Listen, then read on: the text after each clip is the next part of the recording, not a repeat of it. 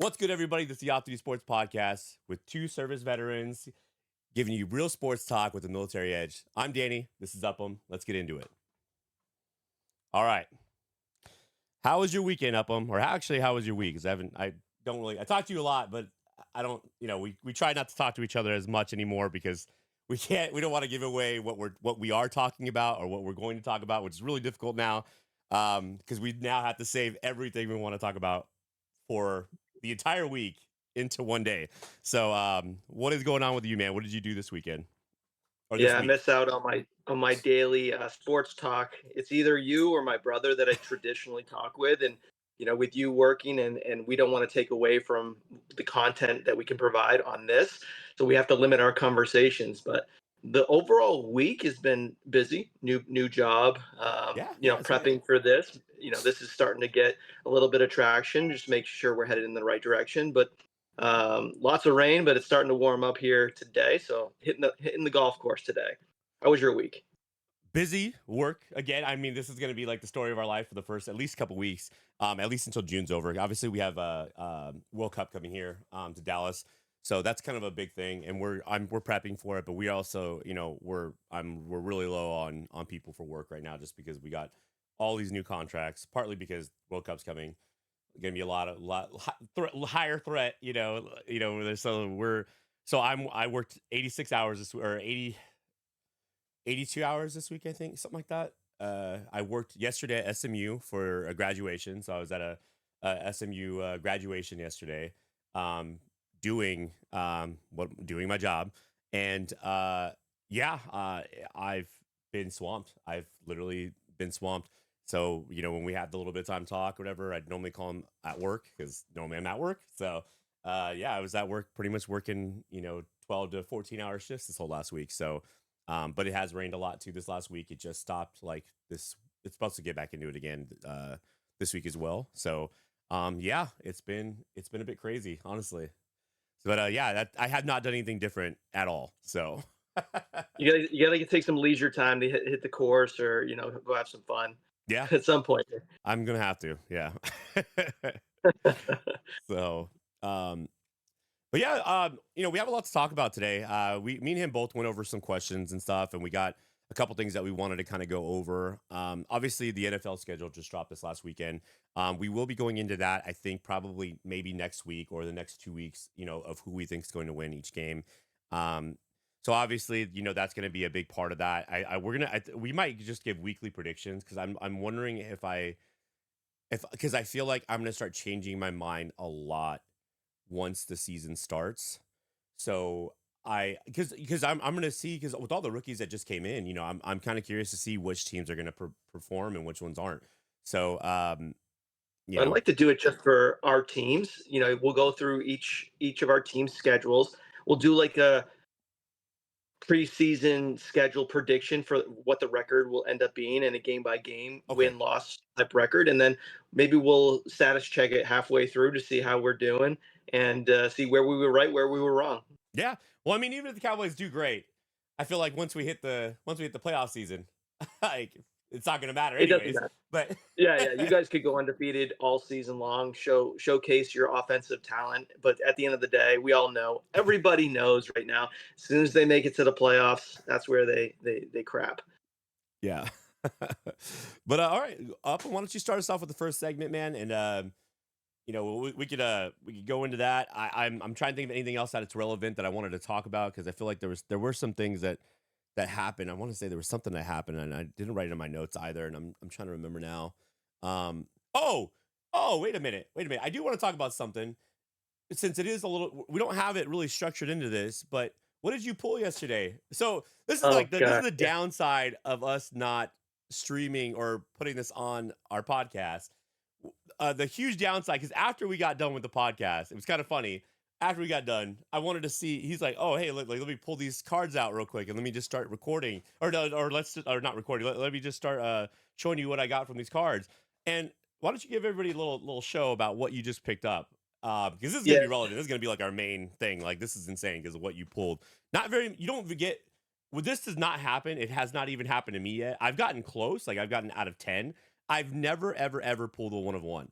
And so it is insane that he has now 2 of them, and, luckily, I mean, one we bought at the store, and the other, uh, he just happened to pull it from a stupid booster pack, so why don't you go ahead and show everybody? Yeah, show everybody how great it is. Huh? Whoa, it's wonderful. Let's go see Upham's luck. Yeah, Let's see it. everybody knows when it comes to New England luck or just New England in general, this is where everything happens, and it happens for a Oh, but reason. So real quick, okay. Can you move whatever this red thing is? I could see this red thing on your screen. Uh, yeah, perfect. Just because yeah, all right, let's see it. Let's see yeah, this all right. great luck. So I'll walk you through everything that happened. So I went and I was looking for these Topps Chrome boxes just so I can compete and pull packs. So we could do at the end of the show, just kind of talk, do pack battles and stuff like that. But all I could find was these crappy booster boxes, and there's no autos, there's nothing in it. We saw last week when you smoked me, and I had like nothing in that pack. So I went to a bunch of stores. I got a bunch of different types of boxes. One of those boxes was a prospect edition. It's comes with one auto. I It's a still Panini haven't 2000. seen them. I still have not seen that pack, by the way. I still have not Yeah, seen it. so I got this, Mm. and this was pretty good. Honestly, there was a lot of numbered cards. It's all rookies or all prospects, I should say. Um, for a cheaper box, it was pretty solid. But then I had gone to a couple other stores. I came across like a Panini mega box. So I started off with just a mega box. I bought two of them. They were $70 each, and I went through the first box, and I think it was like the second pack I pulled. I open it up. I see on the back of the card one of one. And as soon as I saw that, I put the pack down. I was like, all right, this is insane right now because this is like hitting a hole in one on a golf course. This is hitting a home run on your first swing. So at the end of the day, it doesn't happen very often for us, I mean, anyways. When an eagle on your first swing. yeah, yeah. Yeah, It, I get what you mean. I get what you mean. I'm just joking. well, it doesn't happen very often. So there's two things that happen. So I saw the back of the card. I'll show this. So it says 101 on the back there. And what's funny is it's a New England, it's a hero within Boston. So it's a David Ortiz, one of one. Again, it came from Panini Select, a $70 Which I'm box. not even a fan of the way those cards look, but it's pretty cool car. I like, honestly, I'm really shocked. I don't ever pick up the selects, and of course, the one he does pick, that's the one he gets a one of one of. That's so stupid. That's They always ask me. They're like, "Oh, well, which box do you want?" We'll just go like this. I was like, "Just give me the two front ones. I really don't care." And the first one came out with that one of one. I actually brought it into the card shop that I got it from, and I showed them, and they were like, "Oh my gosh!" Especially in this area, you could put this thing on. You set the price for it, obviously, but it's like I wouldn't sell for anything less than $700. It's like, all right, well, that cuts the deficit, the minus. But I also pulled like a Hagen Smith rookie auto, like a patch there, oh yeah, which that's is cool. it's a pretty cool card. But when I went back to the card shop, obviously I can't leave empty-handed, so I came out with a mega box, Panini, Phoenix, again $50, something like that. So I got this Vinny Testaverde here. It's a 7 to 10, 7 to 10, Oh my gosh, dude, that's insane. You got a 7 to 10. 7 to 10. Yep. Man, I should have actually brought mine out. I have them all like crazy person like all out on my table right now because I'm trying to organize them and stuff like that. So I have already, but I did buy a UFC box because like Sean Strickland just won this weekend. Plus Yeah. Gina and Ronda. Ronda Rousey just fought. And you know I was like, oh, if I pull one of them, with how big, I mean, apparently, I did see some highlights. I saw that Ronda Rousey beat her with an armbar within like 12 seconds. 17. I thought it was 17. Was it 17 or is it It could be 12? 17. Yeah. Yeah, It was short. it was fast. I was like, but what's funny? I called it. I was talking to my wife yesterday, and she was like saying, "Oh, who do you think's gonna win?" I said, "Well, honestly, I watched highlights of Gina. Oh my, Gina Carano, I think his name is. I've watched highlights of her. Matter of fact, my buddy Dunn. I don't know if you remember Dunn. Yeah. Was a huge fan of her. He was in love with her, and I remember when she come out with her first like movie. She came out with like a movie, and it went in theaters, and he really wanted to watch it. I went out and watched it with them. It was very boring. But it was cool to watch her because I believe she's more of a believable person that could probably beat up a dude. Oh So yes, like when she's doing all the action scenes, I'm like, okay, well, this is the first time I actually felt like a woman beating someone up is real. Because she's like doing like 100%. she's doing like she's doing all kinds of crazy like stuff on these dudes, and anyways, so I told her I was like, no, I was like, she's just a way better grappler. I was like, she's gonna beat her. Like I was like, I wouldn't be I would be surprised if she didn't beat her. I think it'd probably be like last the entire first round, but I think that she'll get her within the first round. And literally, I didn't think she'd get 17 seconds. I thought it was gonna be like the last last at least a minute or two inside the ring. But I didn't think it was gonna be like I didn't think it was gonna be within 17 seconds. I that's insane.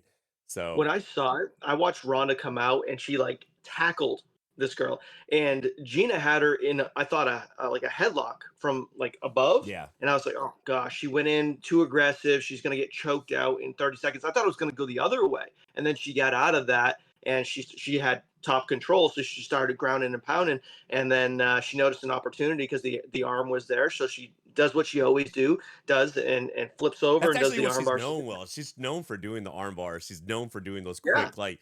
So I was not shocked at all. I had her winning by a landslide. I was hoping what do you call it? And then again with Sean Strickland and Kazamat, I knew that I didn't think I wouldn't say I knew because Kirsten asked me about that one too because she was like, oh, that there's that one crazy guy, and I was like, I think he's gonna win.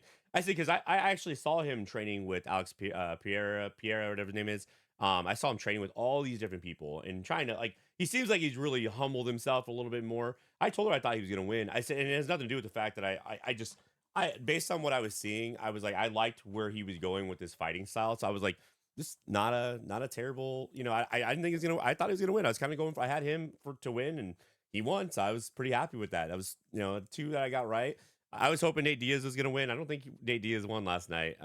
He got TKO'd, which shocking for him. But he also looked when I was watching the interviews, he looked high as a kite. Yeah, He he was always just looks like like that. gone, and I'm like, oh my god, dude, this dude's gonna lose. This dude's gonna lose this. He's a tough guy. Like He that is. dude's been known to be tough, but it seems like he's kind of fallen back on his techniques and just the skill level overall. You don't use it, you kind of lose it I over had time. Francis Nagano as well to win.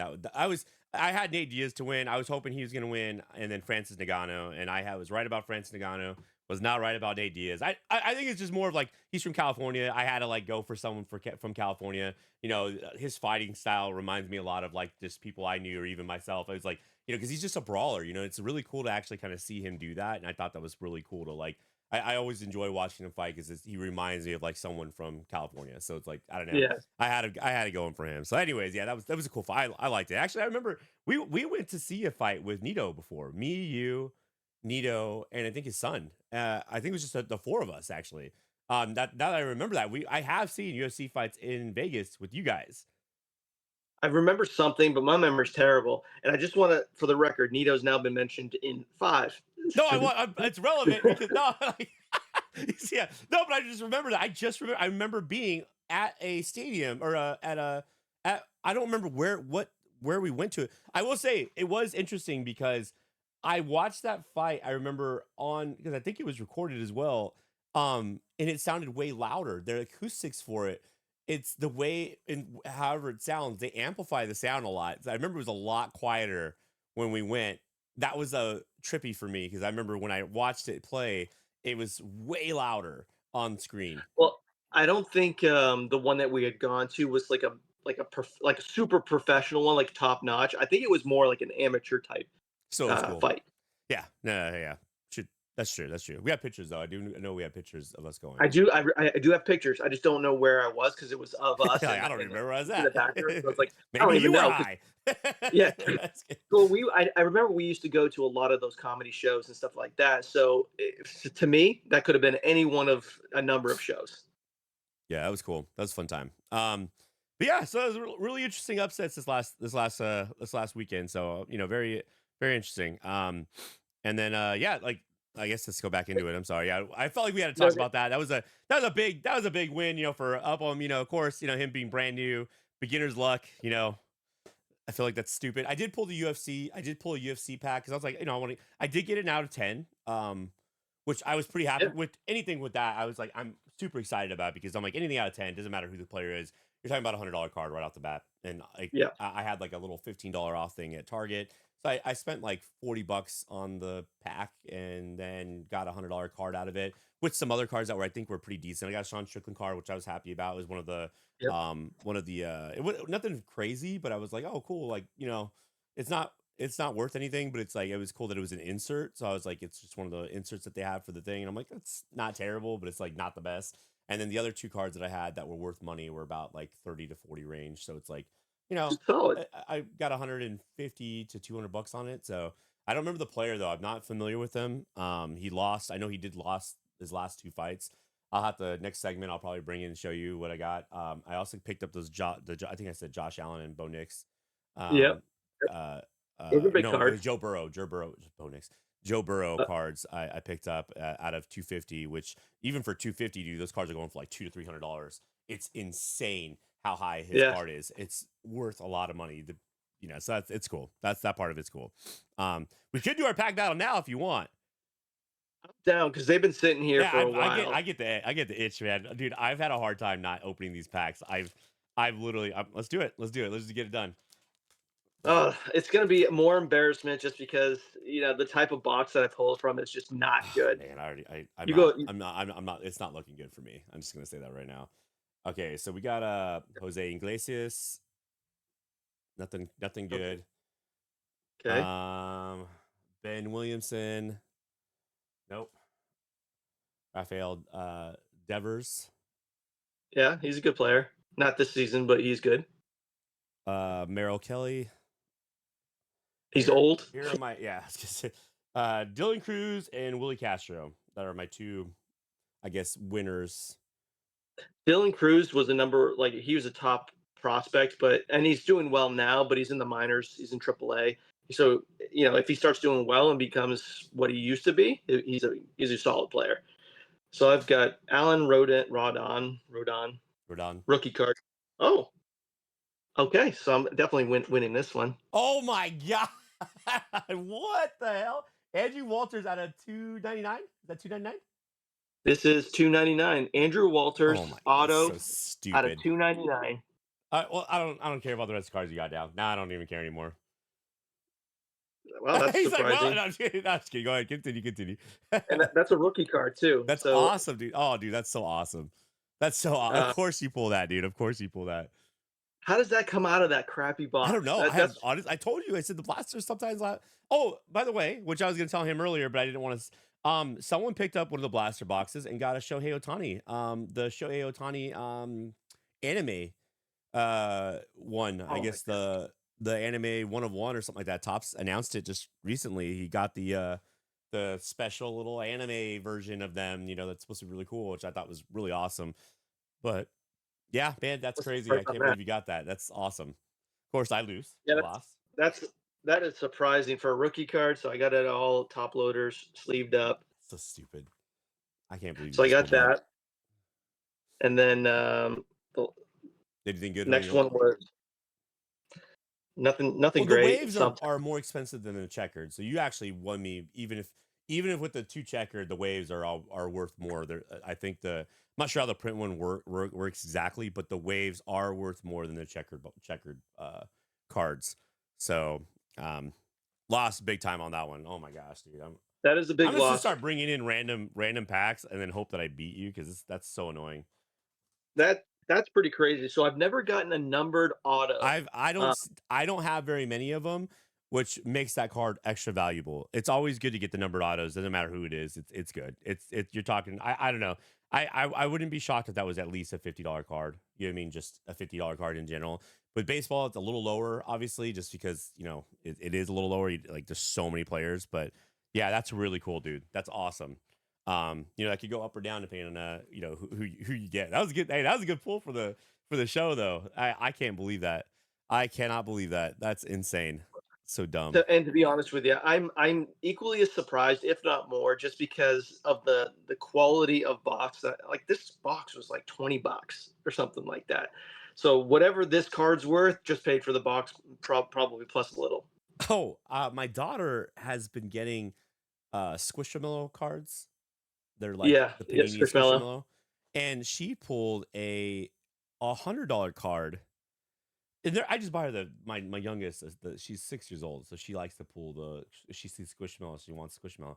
She Oh pulled a yeah. $100 color. What is it called? A color bomb or color something, and it's like a $100 card she pulled. She was pretty I'm happy about surprised.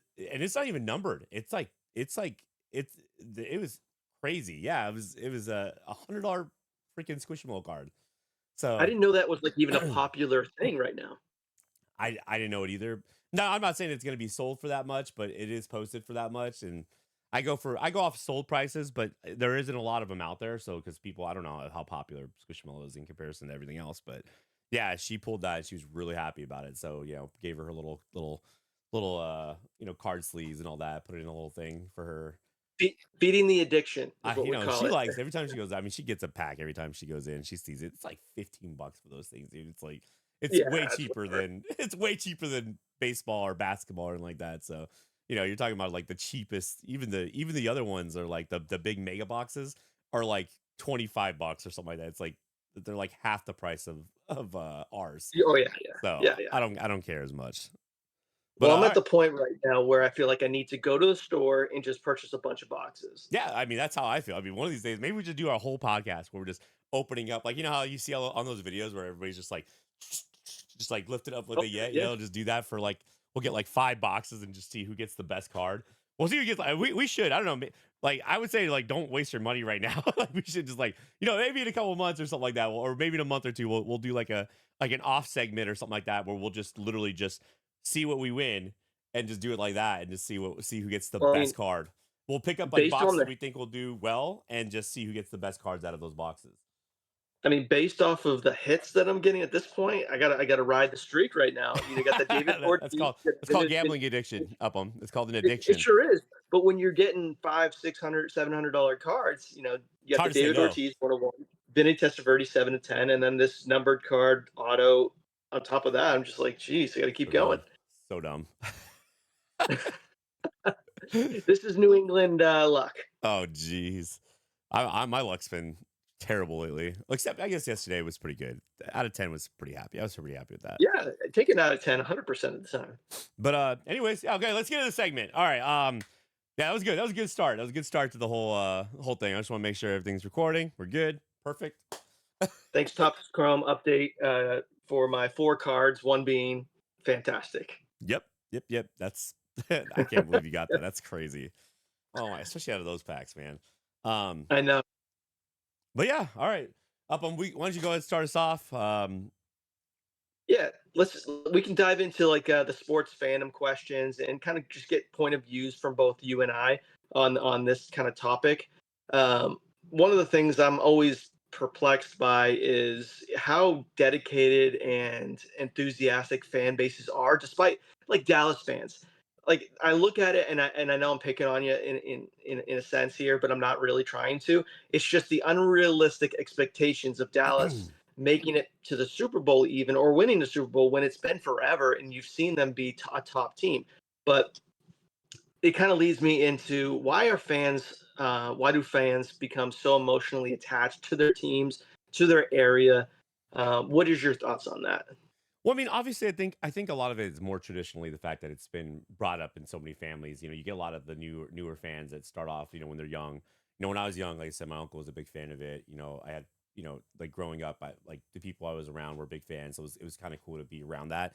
So it's really easy to get emotionally attached when we're all watching. There's camaraderie there with your family. You kind of like and then there's rivalry between other people with teams, stuff like that. You have Eagles fans. I remember when Jackson. I don't know if you remember Jackson.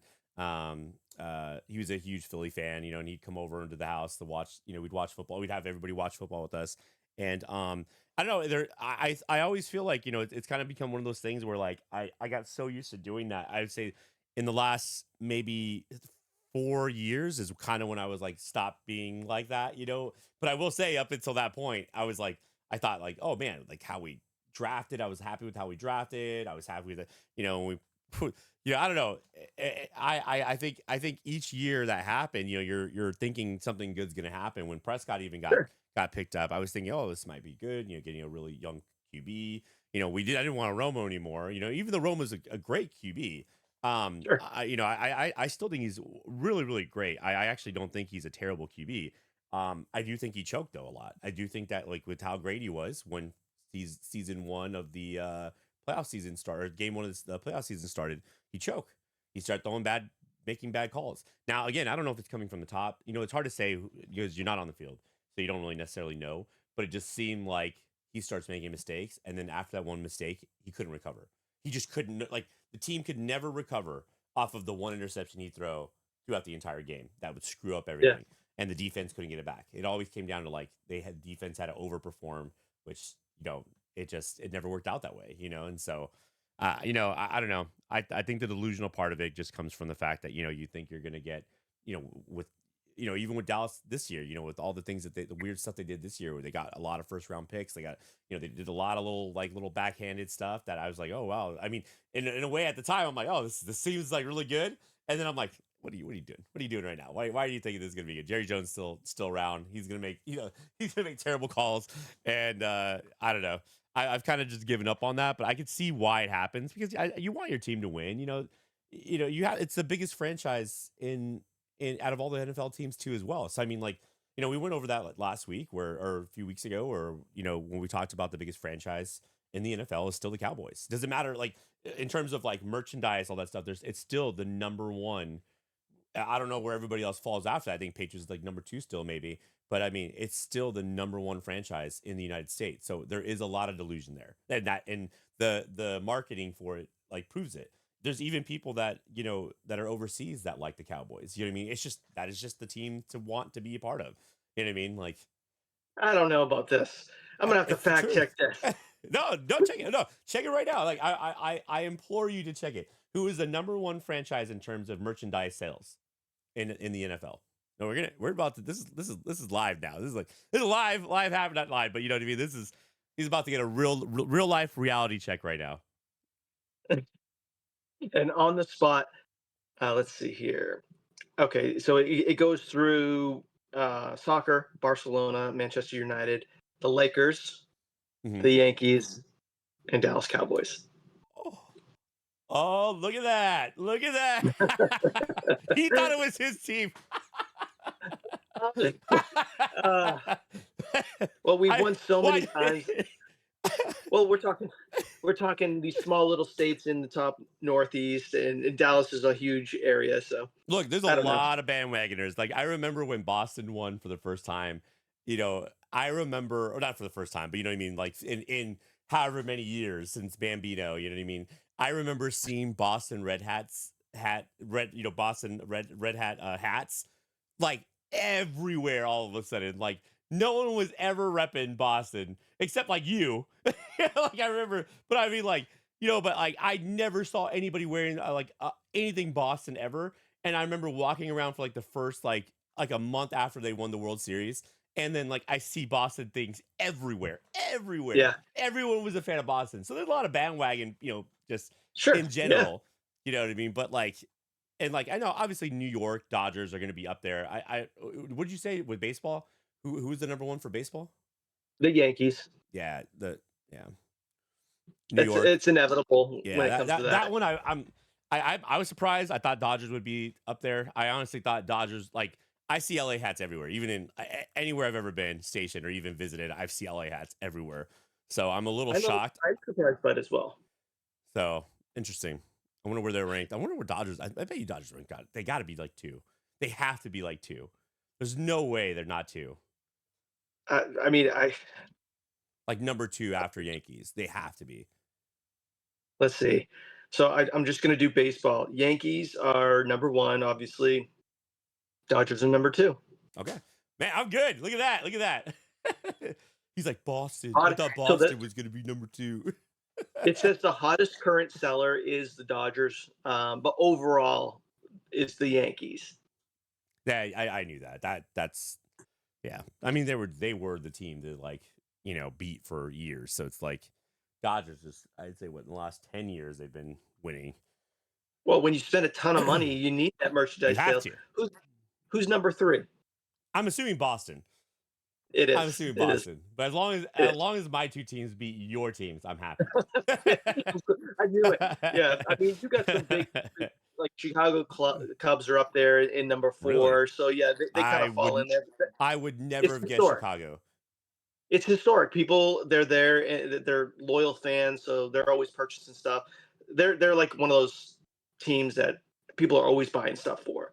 You got Atlanta, the Braves. You got the Houston Astros, which again another I thought Texas I thought team. I thought Astros. I would have either guessed Astros or maybe even I kind of would have thought Angels just because they got that little bit of that movie. That movie, remember Angels in the Outfield? Angels in the outfield, yeah. Yeah, well, I mean, the Ducks got popular after the movies. I know that that was a big thing. I don't know where hockey's at. I would say maybe Kings would be up there. I know the Reds, the was it Reds, right? Not the Red Wings. Red Wings? Is it Red Wings? Am I saying that right? The Red Wings, yep. Would be probably close to number one because I remember for years they were winning back when I was younger a lot. Oh Um, yeah, and the Red so Wings are number 6 in the wow, NHL. okay, yeah. And who's number one? Toronto Maple Leafs. Okay, I guess that doesn't shock me either. You got pretty much all of Canada Yeah, supporting that's not fair. That's not okay. Wait. What's the next one after that? Rangers, New York Rangers, Okay. the Montreal Canadiens. Again, Canada is known for ice hockey, so Yeah, you're going to have that's. your Canadian I'm not teams up that. there. Yeah, I'm not that surprised. Okay. Chicago Blackhawks next, and then Boston Bruins at number 5. Yeah, I was hoping. Where's the Who Kings are you at? hoping were up there? Kings. The Kings aren't even. Oh, the Kings are number 9. He's like, oh, the Kings So, aren't even listed on here. oh, no, no. Hey, as long as the Boston Bruins beat the LA Kings. Oh my god. No, I mean, so there's a few surprising ones up there. The Leafs have been bad for so So you long, and I said know we're kind of getting Lakers, on. Dodgers, and the Cowboys beat all 3 Boston teams, and then the hockey one is obviously you got the hockey one. So that's perfect. That's great. I'm okay with that. You can have that one. I'll give you that one. But I Should bet I do NBA while we're at it? in total amount, I bet you, just in total amount of sales. I mean, you could even with all 3 all combined, I think it would still outbeat Oh my god. all your Boston ones. So Oh my. I'll do the. So obviously, we in basketball we know that the Lakers they're always going to yeah, be up, and then you have Golden State again, another California I'm team. assuming like you 3 is probably going to be. I'm assuming is going to be the Celtics. Celtics has to be up there. They won a lot. They're number 4. So who's number 3? So if we're going, okay, so the first one was Lakers, obviously. The second one was who? Golden State Golden Warriors. State Warriors. That's obvious. Chicago Bulls. I would Yep. think. Okay, yeah, yeah. There you go. Yeah, I almost was. If you had asked me who number 2 was, I probably would have went with Bulls first and then Golden State Warriors, just because I would have too. Bulls. I think I've seen Bulls merch for my entire life. Like Michael Jordan obviously made a huge impression. So I mean, I just Oh yeah. I even had Bulls merch. So I was I was a Lakers fan, but I loved Michael Jordan. He was the most fun person to watch. So but yeah, anyways, continue. We're good. We're good on that. That's funny. Anyways, what about for you, man? What about that answer for you, dude? Yeah, so I think that a lot of it is the environment that you grow up in. Obviously, it's very easy as a young fan to be brought to baseball games or basketball games with your parents, with your friends. So you become invested on that side. And it's not so much in the team itself. You might really like a player or two, and like a Jordan. I bet you a lot of people like the Chicago Bulls because Jordan played on that team. And for myself, like Joe Sakic, he's an ice hockey player, center. He played for the Colorado Avalanche. And for me, I didn't necessarily love the Colorado Avalanche. But I you like like the the player. jersey. Yeah. I like the player. And because young fans get invested in the players themselves, they over time, I think that they fall in love with the team. Well, for me, it'd be Wayne Um, Gretzky. So I mean, like, I get that. So like, yeah, that's yeah, So I think over time you kind of build a base off of a player. Then you become invested in the team itself, and then once you're invested in the team, you kind of get surrounded with the fandom around it. So the memorabilia that comes along with it. If they're doing bad, you become invested in that because now you're so invested with the team, and if they're doing well or not, you obviously want to see your team doing well all the time. yeah. I'm not a bandwagon fan, never have been. It's New England regardless, and it's been tough over some years, but the more recent times have been very very successful, and we're very fortunate for that. But I think that people kind of start off very low level, gradually move up to a team level, and then it just kind of emotionally pulls you in completely. And fantasy, I think brings you even further in, but not specifically to a team or player, a group of players on a variety of teams. Correct. I will say it was cool. Like I said, when we talked about this before, meeting with Larry Fitzgerald when I've had him on my team. You know what I mean? Like Yep. it was kind of really Damian Tomlinson too as well. I met him as Yeah. well. You know, I met a lot of people that I didn't expect to meet, but I mean like, you know, that was it was cool meeting him because I'm like, this is crazy. Like I you know, I watch these players or I'll like have them on my fantasy teams or whatever. It was just really it's kind of surreal when you meet them in person. It's like especially when you want them to do really well. When you're like rooting, you're like watching the Arizona Cardinal games, hoping Larry Fitzgerald gets thrown to the entire time. And I would pick him up. I remember towards the end of his career. So like you know, it was definitely really cool seeing him. Sometimes that's how it starts, though, is an occurrence like that where you're meeting somebody and you get to know them on a personal level. Because in our heads, athletes or professionals or even celebrities are this certain type of person. And you really have no idea who they are as a person until you meet them. And then when you do meet them, they're either going to live up to the expectations or they're going to fall very, very short. And you'll either fall in love with the player or just hate the player from that point on. Yeah, So, like Larry Fitzgerald is a great dude. And, I've met him as well. When you meet someone like that who's a great dude, you just want success for them. yeah, So you just can't help but root for them. I agree. I agree. So that's funny. Yeah, no, I agree with that. Um, So yeah, so that kind of leads me into the next question is, and this is a great question for a Dallas fan or all Dallas fans out there. How the pain of losing seasons, especially when you're invested in the team emotionally, and Dallas has had a lot of success in the past, but more recently it's been a lot of losing seasons. Not losing in a sense of win losses on the regular season, but calculated based off of making the Super Bowl or championship and winning a Super Bowl. Um, there's only one team per year. So based off of the expectations going into the season, Dallas has got a lot of high expectations every year, but they have a lot of losing seasons. How do you handle that? And what are your thoughts on that? um, I mean, I stopped watching for the last couple. That's why, like, well, because it got to a point where you start to hate a lot of the calls they're making, and it gets to a point where, like, at some point, something has to change on how they're doing their management.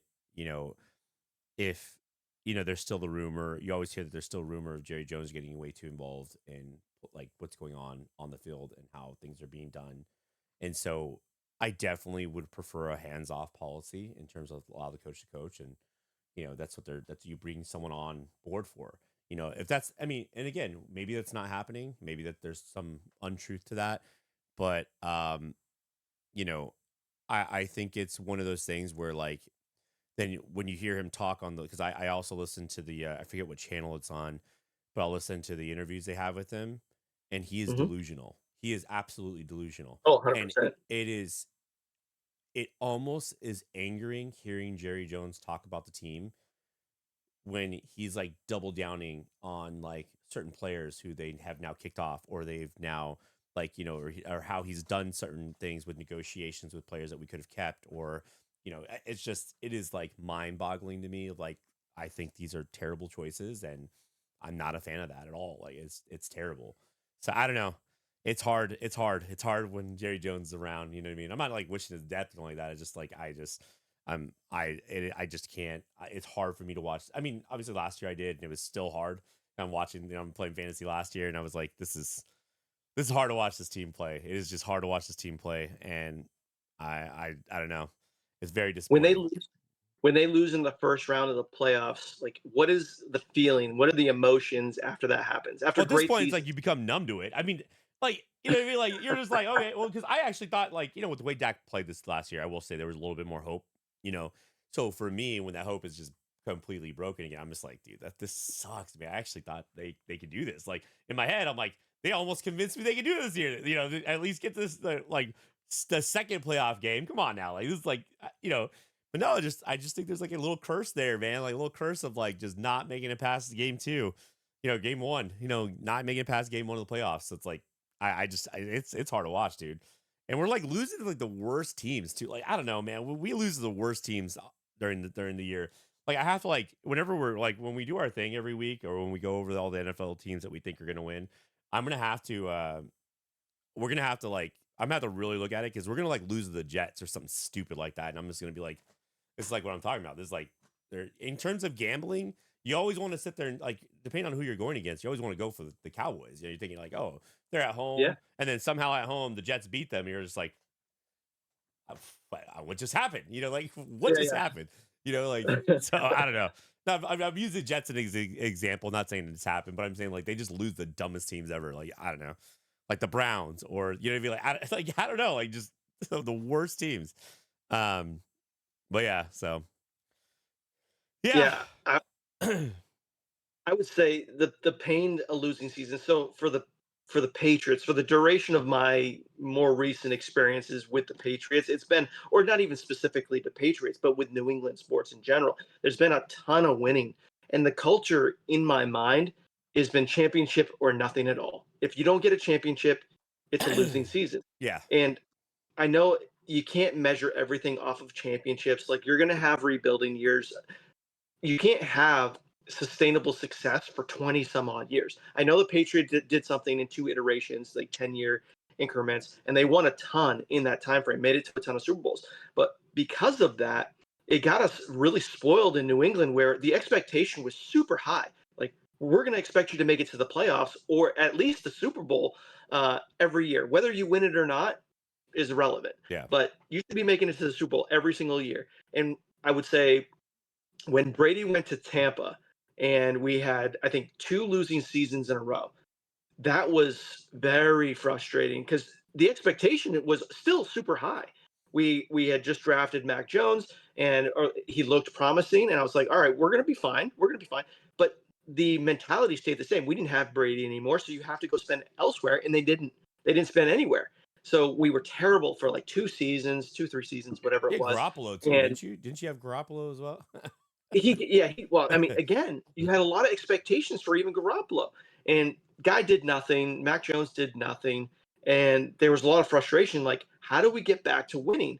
So there was a lot of anger. It's nice to see Drake May come into a position and start winning again because that again is the expectation. But it feeds that mentality that we should be winning all the time, and I think any losing season from here on out, for me specifically, because I'm so used to winning, is going to be very angry if we start losing.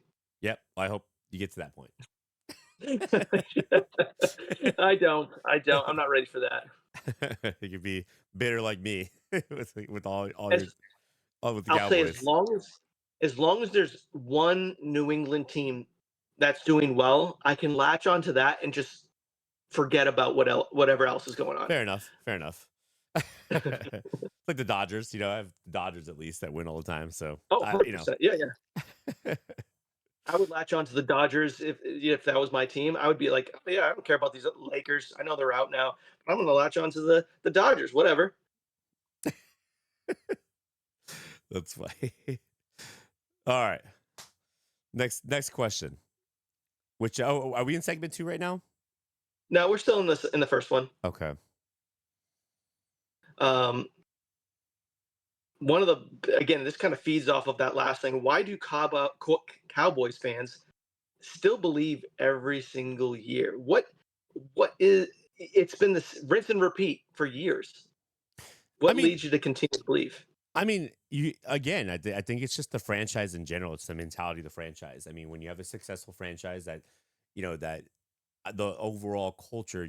You go to a Cowboys game and it's in Boston. You're gonna see half the there. Okay, so one thing that was interesting when I was traveling around to each and every team and the Cowboys were playing at that stadium, if it was a crappy team, there would be more Dallas fans than there would be the actual team. Almost every stadium I went to that the Cowboys were playing, there'd even be games that I just go to that were like it would be like Kansas City Chiefs and like, you know, I don't know, like the Eagles or something like that, and you'd see random Cowboy players sprinkled in there on game day. You'll see Cowboys players. So like it's insane. Like you, no matter what, you'll go to like somebody anywhere on in the United States. You're gonna go to an area where like a good portion of people are going to be Cowboys fans. Doesn't matter if it's in Boston, Massachusetts or not. I mean, there's going to be a ton of Cowboys players that show up. I've been to games on the East Coast, West Coast, Central, everywhere where I'd go to the game. If the Cowboys were playing on that day, there's going to be a huge support for them, massive. Yeah. So it's you don't see that at other teams. You don't see that at other stadiums. So with some players, obviously, like you'll see it every once in a while with other organizations that are more popular, but like for the most part, the Cowboys show up, man. Their fan base is just it's just a collective mentality. I think it's just the collective mentality. I think you're gonna get the support. You're not gonna feel it doesn't matter where I'm at in the United States. If I go to a game and I go with a Cowboys jersey on, I'm not gonna be the only one feeling like there's gonna be one Cowboys fan there. It's not like that like with colleges. Colleges are big like on that. You go to a college game, you're gonna see 90% of the team or the fans are gonna be like all the it's going to be that whole entire college shows up, but like, it's not like that, at any, like if it was the Cowboys playing, you're going to see almost half and half, if not some places more. You'll see way Yeah. more Cowboys, like, because it's like almost more affordable sometimes to go to like a Browns game as opposed to going all the way to Dallas Cowboys Stadium and try to like, because their tickets are going to be quadruple the price. You go to a Browns game, Yes. you gotta get an entire stadium filled up with Cowboys fans. It's just Yeah. the way it is. You know what I mean? Like, so it's like, I don't know. Like it's just everybody's mentality is still like, I think it's just like a hive mind collective. You just think that your team's gonna just do really well. So No, I get it. and you even have sportscasters that rank, Cowboys normally a top 10 team every year.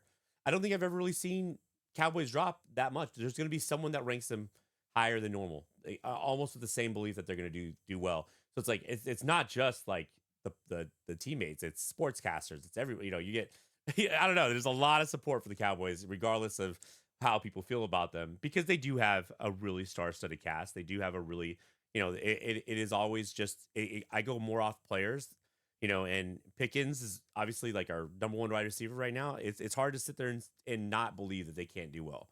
It's just hard to not, hard to believe that they're not going to do well. Running backs are normally really good. I mean, when Ezekiel Elliott first came out, dude, he was a monster. His first season that he came out, he monster.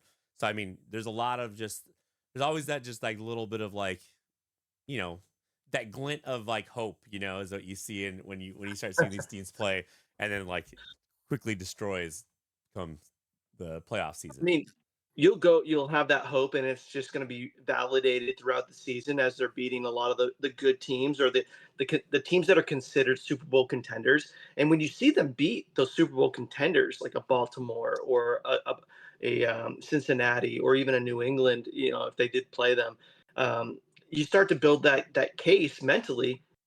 We have a chance to win it this year, and then they get to the first round, and like you said, they'll play like a wild card team, and they'll lose, and you're like, what just happened? And it's so abrupt. So it's tough. Yeah, yeah. We'll see what happens. We'll see what happens this year. I'm gonna I'm gonna reserve how I feel about it the beginning of the season. Once I see them play in preseason, I'll start to kind of feel a certain way about it. We'll see what happens. So, Yeah. um, but yeah. Anyways, all right. Go ahead and go into the next one. Up them. Okay. So dynasties and leadership for our next segment here. Um, Again, we've seen a few of them over time here. Dallas was part of them. New England had one. Um, the Lakers in the Celtics, obviously, over time. Why do dynasties happen? The Dodgers could potentially be in one right now. Um, I mean, I would think that like with Dodgers, it's gonna probably turn into that. I would think. Um, I don't know. I guess for you, you are more, I would say, probably versed in this question. Why do you think dynasties would happen in terms of leadership traits? Yeah, so I think that there's a lot of different factors that go into this. So for a dynasty to happen, it's not just having the best players in the league or anything like that. Can it happen that way? Sure. If you have a transcendent player that can carry a team, like a quarterback or a wide receiver, someone who touches the ball consistently, sure, you can have someone that carries a team and has a dynasty that way. But you're talking 10 plus years for a lot of these, and to win significant number of championships in that 10 plus year time frame is not easy to do. So it comes down to ownership from the top down. Ownership, you have to have an owner who's willing to invest in the team, in the right people to lead the team. Ownership needs to sync with the coaching staff and the management team to make sure everyone's on the same page in terms of how we're going to approach this upcoming season and how we're going to maintain our roster. And then when it comes down to the player level, I think it comes down to a culture. Like, you have to have this unselfish culture. Sometimes players are going to have to be willing to take a pay cut or do something they're uncomfortable or play a position that they're not familiar with. And I think it comes down to all of those things working in succession to have a dynasty. Brady in New England took a pay cut, in order to be surrounded with better pass protectors, better runners, better wide receivers. So when you have guys like that who are unselfish and are willing to take a pay cut so you can surround the team with better players, it's obviously going to make you a better overall team and give you a better shot at winning. It's not guaranteed, but that comes from the top down. And I think that within the more recent dynasty with the Patriots, there was a lot of unselfishness. There was a lot of individual play that was identified by Coach Belichick, saying, I know you're great at all of these things. I don't need you to be great at all these things. I need you to be fantastic at this one thing. And players bought into that. And it was all about the culture. Bill Belichick culture is what you're saying. Sure, sure. But I think it was Robert Kraft at the very top. Belichick played a part. Obviously, Brady obviously played a part of that. And they're trying to build a new type of culture with Vrabel there. And it's different than Belichick, but at the same time, it is you have a lot of players right now talking about coming over to play for the Patriots, at a lower pay, just so they can be a part of something big. And that's what you need. Yeah, I mean, I guess if you want to be on a really good team, yeah, it makes sense. No, I get that. I get that. And well, okay, goes to the next question: why discipline matters. Are today's athletes mentally softer? I think so. I think human beings in general Are are softer? a lot softer. Just this whole politically correct movement, and everything has to be said a certain way so that feelings don't get hurt. I think that right now, with college players being paid and understanding a little bit more about what they're worth, it's a challenge because they're coming in. Shador Sanders, for example, he comes in. He's making a ton in college. Yes, he's playing under his dad and all that, but he's making a ton of money. And the expectation is he's gonna get drafted at the top there, first round, and he doesn't. And obviously he doesn't let it show, but it's going to affect. But there's a lot of individual players out there that believe that they're better than they actually are. And when Do they're you think they have to think that to become the best? I mean, like if you were sitting there and you were Michael Jordan and you're sitting there asking that same question to yourself, I mean, like, is that you don't think that you have to have that kind of mentality to be able to think that way? well, I think that like Michael Jordan was like the best. I know, but I So mean, like, but if you're like an average guy and you think that you're the best and you're talented. well, how do you know you're average though? Like, I mean, in reality, in most colleges, you're gonna if you're a starter, you're gonna be the best in that sense on that team. You're really not able to compare yourself to other teams because in your mind, you're probably gonna think that you're gonna start on the team that if you were to go to another college team, you're probably gonna be good enough to start.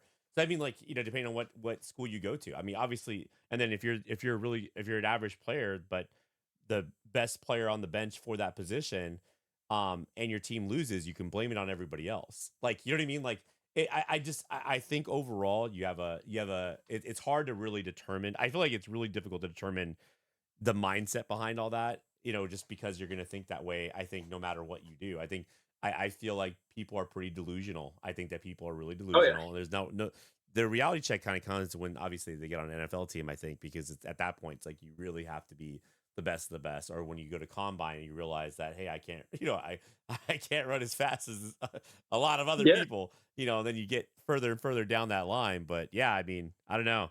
It's But if interesting. you But if you think about it, remember Odell Beckham Jr. when he Yeah. played for the Giants? He was the guy, and in that offense, he was the superstar. He ended up going, I know he got injured, but he ended up going to another team or a couple teams, and he was just an average guy at that point. So I think it's easier to say that you're awesome if you're the guy in an offense of average players. Like the Giants didn't have a lot of wide receivers around Odell Beckham's, but he was a good athlete. But I Yeah. wouldn't say he was fantastic because he went to a number of other teams and he was just whatever. Oh, it all So depends on you your see these, offensive line, how much time you have for oh the yeah, QB for the team offense. Yeah. team factors. Like you see, so how many of these players, and this kind of goes back to the last question about dynasties and all that.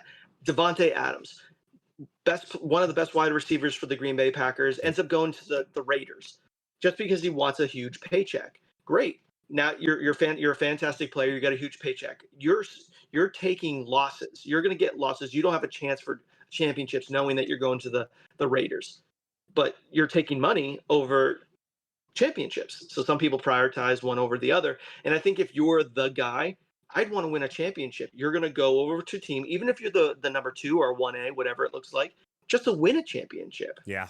Yeah. That's true.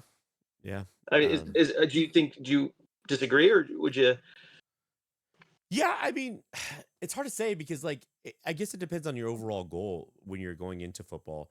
I mean, if your overall Sure. goal is to make money and that's it, but still be the best. I mean, does it really matter at that point if you're the number one paid wide receiver, or even just if you got a guaranteed 10 years out of a team that like some people only get 4 or 5 years, or or maybe even less. I mean, once you get to your 30s, your prospect drop tremendously. So you got about a straight 10 years, maybe that, if that, by the time they're done with college, if they go to college first, Oh yeah. yeah, maybe 10 years and then you're done. I mean, unless you're like Frank Gore and you're doing it until you're almost 40. Oh my gosh. Yeah.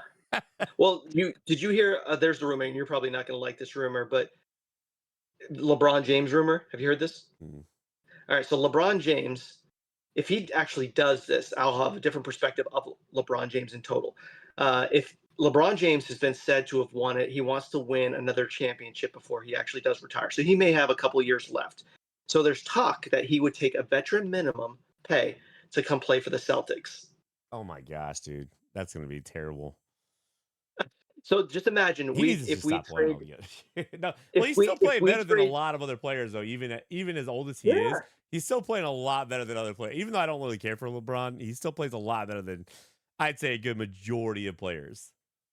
100%. Just imagine if the Celtics traded Jalen Brown or whoever Is for Bronny gonna Giannis. go though? That's the question. Is Bronny No, gonna no, go? we don't want Bronny. He could stay home. No, but if we get Giannis, and we trade Jalen Brown, now you have Tatum, Giannis. You get LeBron at a veteran minimum. You still have Derek White in that supporting cast. That is a freaking crazy lineup. I mean, I don't know. I don't really know if that's gonna happen, dude. I mean, his son's there with them right now. I don't know, man. I guess we'll see. I'm interested to see if that actually happens. That's actually interesting. I'm That's I'm that's hoping it does, real but interesting. he's chased money for years, so I can't see him doing it. I think he stays with the Lakers. He's built a home there. I think he's I staying there. I don't see him leaving to. So who wants to go to who wants to go to Boston? Nobody wants to go live there. If you want to win, that's where you go. That's funny. But go yeah, uh, anyways, yeah, go ahead up 'em. yeah, was a potential debate here. Was the Patriot way culture or just Tom Brady? See, I don't.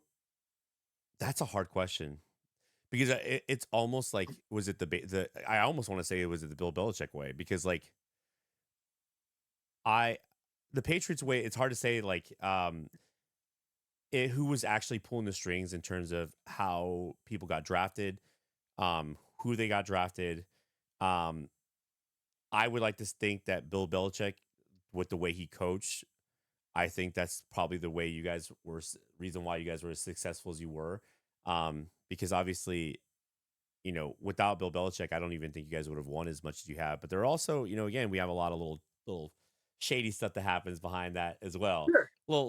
Unfortunately, you can't sit there and be like, "Oh, the Patriots just did it without any like without getting, you guys got caught doing shady stuff." So I mean, like, I will say there's a bit of a shadow over your wins, a little bit, or a little tarnish there with your wins.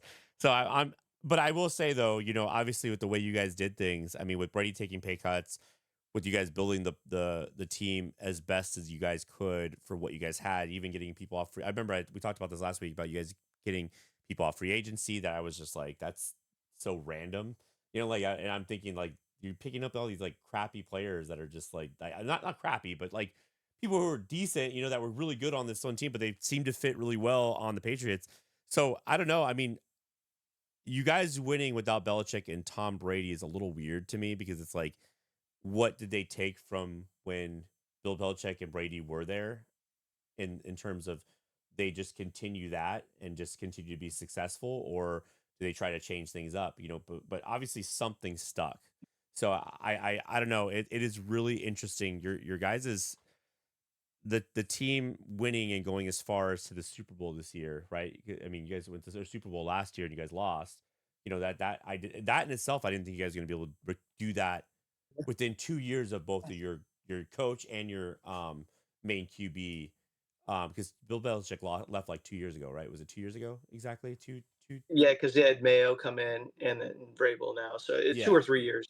3 years, something like that. Being able to go back to the Super Bowl within 3 years is a little scary, and I'm hoping it was just a fluke. Honestly, I'm really hoping it was just a fluke because I want to say the first year that Belichick was gone, you guys didn't do crap. I don't remember you guys going like you guys didn't go very far. It was bad. Yeah. And so I mean, I don't know with Drake May. You guys got pretty lucky with Drake May. I don't think he's as good as Brady is, but I think he's good enough to get you guys there. I mean, realistically, it's like having like I don't know, like I don't want to compare him to Joe Flacco, but like I don't know. I would be shocked to see how well he does. He might be really great long term, and just being able to his potential now. I'm hoping it's just not like a. I'm not saying hoping, but I'm like you always want your these guys to do well. In general, I might pick him up as a QB at some point for fantasy, but it's like Yeah. but like no, I mean it's hard. That's an interesting question. I don't know. What do you think? I guess with if you think it was just Brady, I will say there was a system he had and he performed it really well. I mean, Yeah. you guys running two tight ends, running slot receivers, getting to the 10, getting, going every 10 yards, getting the first down. You guys were really good at that. You guys were good at clock management. You guys were good at all those things that kind of like, I remember there were games where you guys were down a touchdown, and there was 2 minutes on the clock and somehow Brady just pulled something out of his butt, just slowing like just clock management, 100% clock Yeah. management, and that there's not a lot of teams that know how to do that. I've seen teams where they're not paying attention and they forget to call a timeout or they forget to sit there and you got a wide receiver that is supposed to run out of bounds that forgets to run out of bounds and gets tackled and then it runs out the timer like an idiot. You're like stuck. So I mean, Patriots. I don't know. They seem to have a little bit more discipline in terms of like learning. Like had to have been something taught to get them like at certain points of the game. They need to run out every single time. There's no exceptions. Yeah. That may be. I don't know. That's interesting. It's interesting. They're definitely figured something out. I'd say on the team for not. I don't feel like you guys had the best players. I just don't. Tom Brady was your best player in reality. And Gronk, but I don't think that your guys' players were that great, but you guys just seem Yeah. to have something figured out. So No, I don't disagree with you. I don't. To answer the question, I think that the Patriot way didn't exist until maybe a couple Super Bowls in. I think that it was just kind of figuring out what would work, and it's more Belichick than Brady for me. Belichick established what we believe to be everyone does their job, and he's very detail oriented. He knows all the rules. He makes sure the players know all the rules and situational awareness. So he makes sure that the team is good there, and then finding players to plug and play and can adapt to situations was what Belichick did. And I think that Brady, after he saw that it worked after a couple of championships, he kind of understood what was being asked, understood the assignment, and from that point well, because on, he's able to it bring became it whatever that system is to Tampa Bay. So whatever happened, something like you said, I mean, something had to have worked out really well. He brought that to Tampa Bay. The fact that he was able to win in Tampa Bay, I yeah. never in a million years thought that was going to happen. I thought it was just going to be a fluke that he was just, I just think that that's just Tom Brady, man. That's. I think it started with Belichick, and he built that into Brady, and then Brady took it over to Well, Tampa. he taught Tom Brady to use a drone instead of an actual camera inside the other team stadiums. So I mean, it Is makes that total sense. You know how that works out. You know, like he's like, hey, don't get caught in the stadium seats filming. don't do what I did. Don't do that. Don't do that. You gotta use a drone or Use sticky drones. cameras. You know, sticky cameras everywhere. You know, like come on now. If they find them, you Have just deny. You just interns deny it. You just deny it's ours. You know. have your college interns do the videotaping. Yeah. Never No, do it not you. yourself. No, I think it starts from the top, and I think it worked its way down, and then I think Vrabel grew up in that era when Belichick was part of that, so he's brought it back. That's I kind don't of where I'm know. at. With Vrabel going through his thing this year, I don't think you guys are going to perform as well. I get it. Like outside stuff does affect the inside. So I mean, like all that Oh yeah, drama that happened off season, I'm going to tell you right now, I don't predict the Patriots doing as well as they did last year. I just don't. I like that stuff always comes full circle. You're gonna have a coach that's frustrated going through a divorce. I'm telling you right now, it's not gonna go well. I just don't see it happening. I'll be honest with you. So I looked at the schedule, and I know we'll cover this at a different point. Last year's schedule for the Patriots was one of the easiest schedules in the league. This year's schedule for the Patriots is one of the more difficult ones. See, So I he's agree. already They making could lose a excuses lot. for his team already. What? No, Just what you're gonna call it right now. we'll No, see. you're absolutely right. You're absolutely right. You're right. You're right. The schedule's so much harder for you guys. Yeah, it's just like no. I'm just kidding. I'm just No, kidding. but at the end of the day, I think that it's going to be a telling season. How are we going to compete against all these tougher teams in comparison to last year? Last year, you have an easy schedule, cakewalk. Granted, you're in the East, so you're playing Miami and the New York Jets twice a year each time. So that's 4 automatic wins right Yeah, there out the gate. Miami's a mess, dude. And Jets have never been. I don't remember last time they were good. You know, like I just don't remember. I've never seen them. Uh, It's but it's not like the same the division that Dallas is in is a lot tougher than New England, but I still think that the opponents outside of the division for the Patriots are a little more definitely more challenging than last year. So we'll see, and we'll go through the do you schedule. think if you guys had was it Mark Sanchez on it with Belichick, do you think you guys would still perform as well? Well, I'm kidding. Mark Sanchez. So here's the thing: Mark Sanchez had a lot of the same qualities as Brady, but Mark Sanchez in the New York offense, he had no protection, so he was Yeah, always getting lit up. yeah, he was. So you I feel protect bad for him, the guy. I really he was kind of an underrated QB. Honestly, I feel like he just put but on a if terrible team. you're asking a quarterback to stay in the pocket and dink and dunk it the entire time. Brady, any quarterback can do that. So I mean, my thought process is, yeah, Brady was drafted the last pick of in the draft. So if someone like that can come in and be successful, I'm not saying that Brady wasn't clutch, but I think with experience you become Yeah, clutch. But I think any yeah. You quarterback don't want could to have get been hit put in anymore. the system.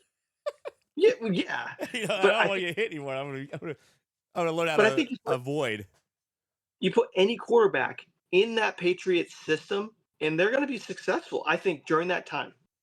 So Brady just kind of things aligned, and I'm a Patriots fan. People aren't going to like that I'm downplaying Tom Brady's capability and skill level, but I think that if you get a pocket passer, whoever it is, an average guy, Jared Goff, throw him in there. He's winning championships.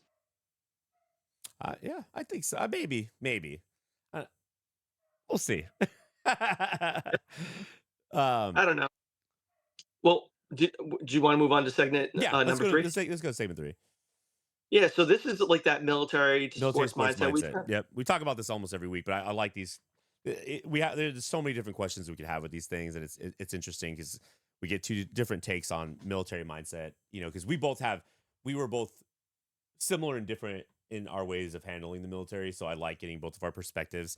You know what I mean? Nito mentioned it in the comment section about like what we went through. So it's interesting getting two different. I looked at the military completely different than you did. So I just did. I enjoyed it. I enjoyed the military. But there's obviously things about it that I didn't like, and I definitely I wasn't going to stay forever, and that was definitely something that I wasn't going to do. I was going to get out. But um okay, so Yeah, this is kind of more what you came up with, and this is I thought it was a really good. The discussion ideas are going to be team accountability, handling pressure, performance under stress, Brotherhood in locker rooms versus military units, why elite teams operate differently, and standards versus motivation. We're going to start with you, Upham. Why don't you go ahead and give a rundown on what you think I would say each topic is like for your opinion. I'll kind of go through mine. Yeah. So the team accountability, I think we talked about, we hit on this last week. When it comes to the military style of how they run things, there's a lot more accountability than, because there's repercussions to your actions. Whereas in sports, it seems like it's very lax unless you're the highest level, D1, NHL, NBA, something like that, where your individual impact may affect the rest of the team. But in the military, in a sense, if you fail your post or your position, it could lead to substantial ramifications, deaths, and there's a lot of risks to be had with the accountability piece of it. Do you disagree or agree with that piece of it? Um, yes and no. I feel like most of the time we're training or doing things for the idea if something happens that we got to be ready for it. There's not a lot of stuff that happens, I'd say, unless you're like overseas, that accountability is going to be as huge. There wasn't stateside. I feel like nothing ever happened stateside. There may be a couple handful of things. There's you get certain situations where you kind of have to deal with more high pressure stuff, but it wasn't. I don't really think it was consistent enough to where one person fails and fails the whole team. I felt like it was more of like a how do I want to word this? I'm gonna word this as nicely as I can. But like for instance, someone getting drunk and someone you don't normally hang out with, someone you don't really talk to on flight or something like that, or on your unit, they get drunk and they essentially fail the team, so everybody gets punished for it. A lot of these guys don't even ask for help, nor do they even want the help, or they want to kind of do their own thing and be their own person and individualism. And in that sense, they fail the team, and I don't think that has anything to do with anything. That should be for me. I feel like that should be an individual punishment, not a team flight punishment. You know what I mean? Like I just don't. That's just my perspective on it. You know what I mean? Like now being a civilian now for years and years now, and being out, I think we're so used to in the military kind of punishing everybody for I get like practice as you play type deal. I understand that concept, but at the same time, there should be a lot of exceptions. I feel like there should be a lot of exceptions because when you know, like I said, I would say not everything I think requires a punishment for everyone. I just don't. I don't. I just don't think that. That's just me. Maybe I don't know. I'm trying to like word it nicely, like in a way where it just sounds, because I'm not trying to get too into that, but I do feel like we are a team while we're at work, and it should be treated as this off duty. I don't really feel like we're as much of a team. There's a lot of people I didn't care for, nor did I want to sit there and hang out with. But while we're at work, I understand there's a lot of respect there, and while we're at work, it's different. But team accountability on and off the field, it's like I feel like we're on the field while we're at work, off the field when we're not. That's where it should separate, and that's where I feel like that might be you know, maybe people feel differently about it, but maybe I'm gonna take a hard take on that, and I just think that that's how I feel about it personally. No, like I agree. Because If it's I something that affects work, like if you're showing up drunk or not showing up at all because of the weekend that you had and you oversleep, now I'm having to cover you at work, or someone's having to cover you at work, and it's affecting the mission as a whole. Yeah, that is a team issue, because you cannot let something like that slide. It's going to I affect the team. believe that. I believe that. I'm not disagreeing with that, but I just think that us as a unit being punished for that, on top of we're already being punished for the fact that this person screwed up, but then we're also being punished for the fact that we weren't watching him. That's where I'm saying that's what I have an issue with maybe more. So it's like we're getting double punished already. We're already getting double Yeah. punished because this person has to be in jail for the whole weekend because he got drunk or he ran into the flight chief's car. Like or for I'm sorry, the on duty cop, he decided to run into the flight chiefs, the cop that was on duty that night while being underage and drunk at the same time. You know what I mean? Yeah, I'd say yeah. That's no, I shouldn't have to babysit him. And I Yeah. feel like in the military, you're mostly doing that. That's all you're doing is babysitting. And I was never a big fan. And the fact that I have to get in trouble for that, I've never liked that. Like accountability for that. It's like, I don't know. I don't know. Maybe again, I get it. Like I was never a fan of it, I guess, and I just think that that's more of a military mindset than anything else. Because if this is at work and someone decides not to show up late, or they show up late because they got drunk or they get hit a cop the night before, yeah, it sucks. I have to figure out how to cover it. You know, I have to cover it up, and then guess what? You're probably going to be fired because I had to do all this work to make. But that's all responsibility on your own. I feel like there's no individual responsibility in the military. It's always just everyone's going to get punished for this. Doesn't matter like who screwed up. I don't think that teaches you for the reality outside the military. Like there's that reality almost shatters. It's almost completely 180. And It is. I don't think that, you know, again, if you're in the position you're in right now, if you're not doing well, all they're going to do is just fire you. That's all they're Yeah. gonna do. They're not. It doesn't matter. Like it's not gonna. Yeah, it affects the company a little bit, but guess what? They get rid of you, replace you with someone else that does a better job, then it'll all work out long term. Yeah, they're gonna have a little bit of a lull, but yeah, like, that's just individual accountability. I think is more important than team accountability. I think that's.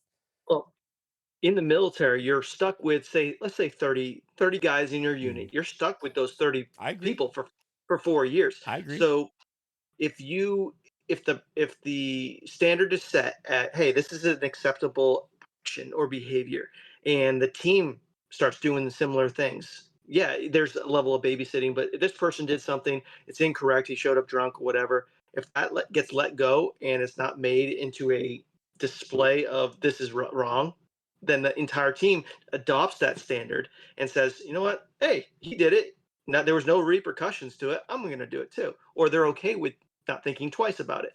So I think punishing as a team sets a precedent in regards to I a disagree. I standard. still disagree.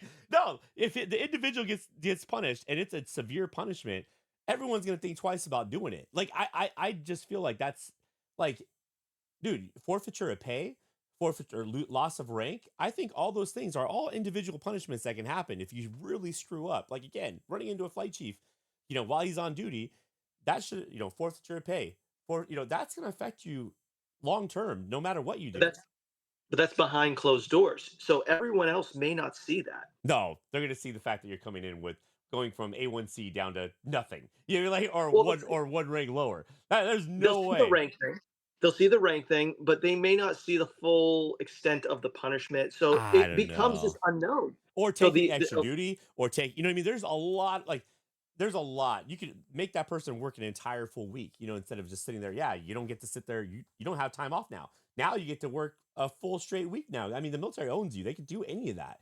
You know what I mean? Like they could make you work for the entire week. You know, now you don't have no free time to go drinking anyways. You know what I mean? Because you're gonna work for the next month every single day. You get to be acquainted for the next, you know, 30 days on both shifts during the week. I don't know.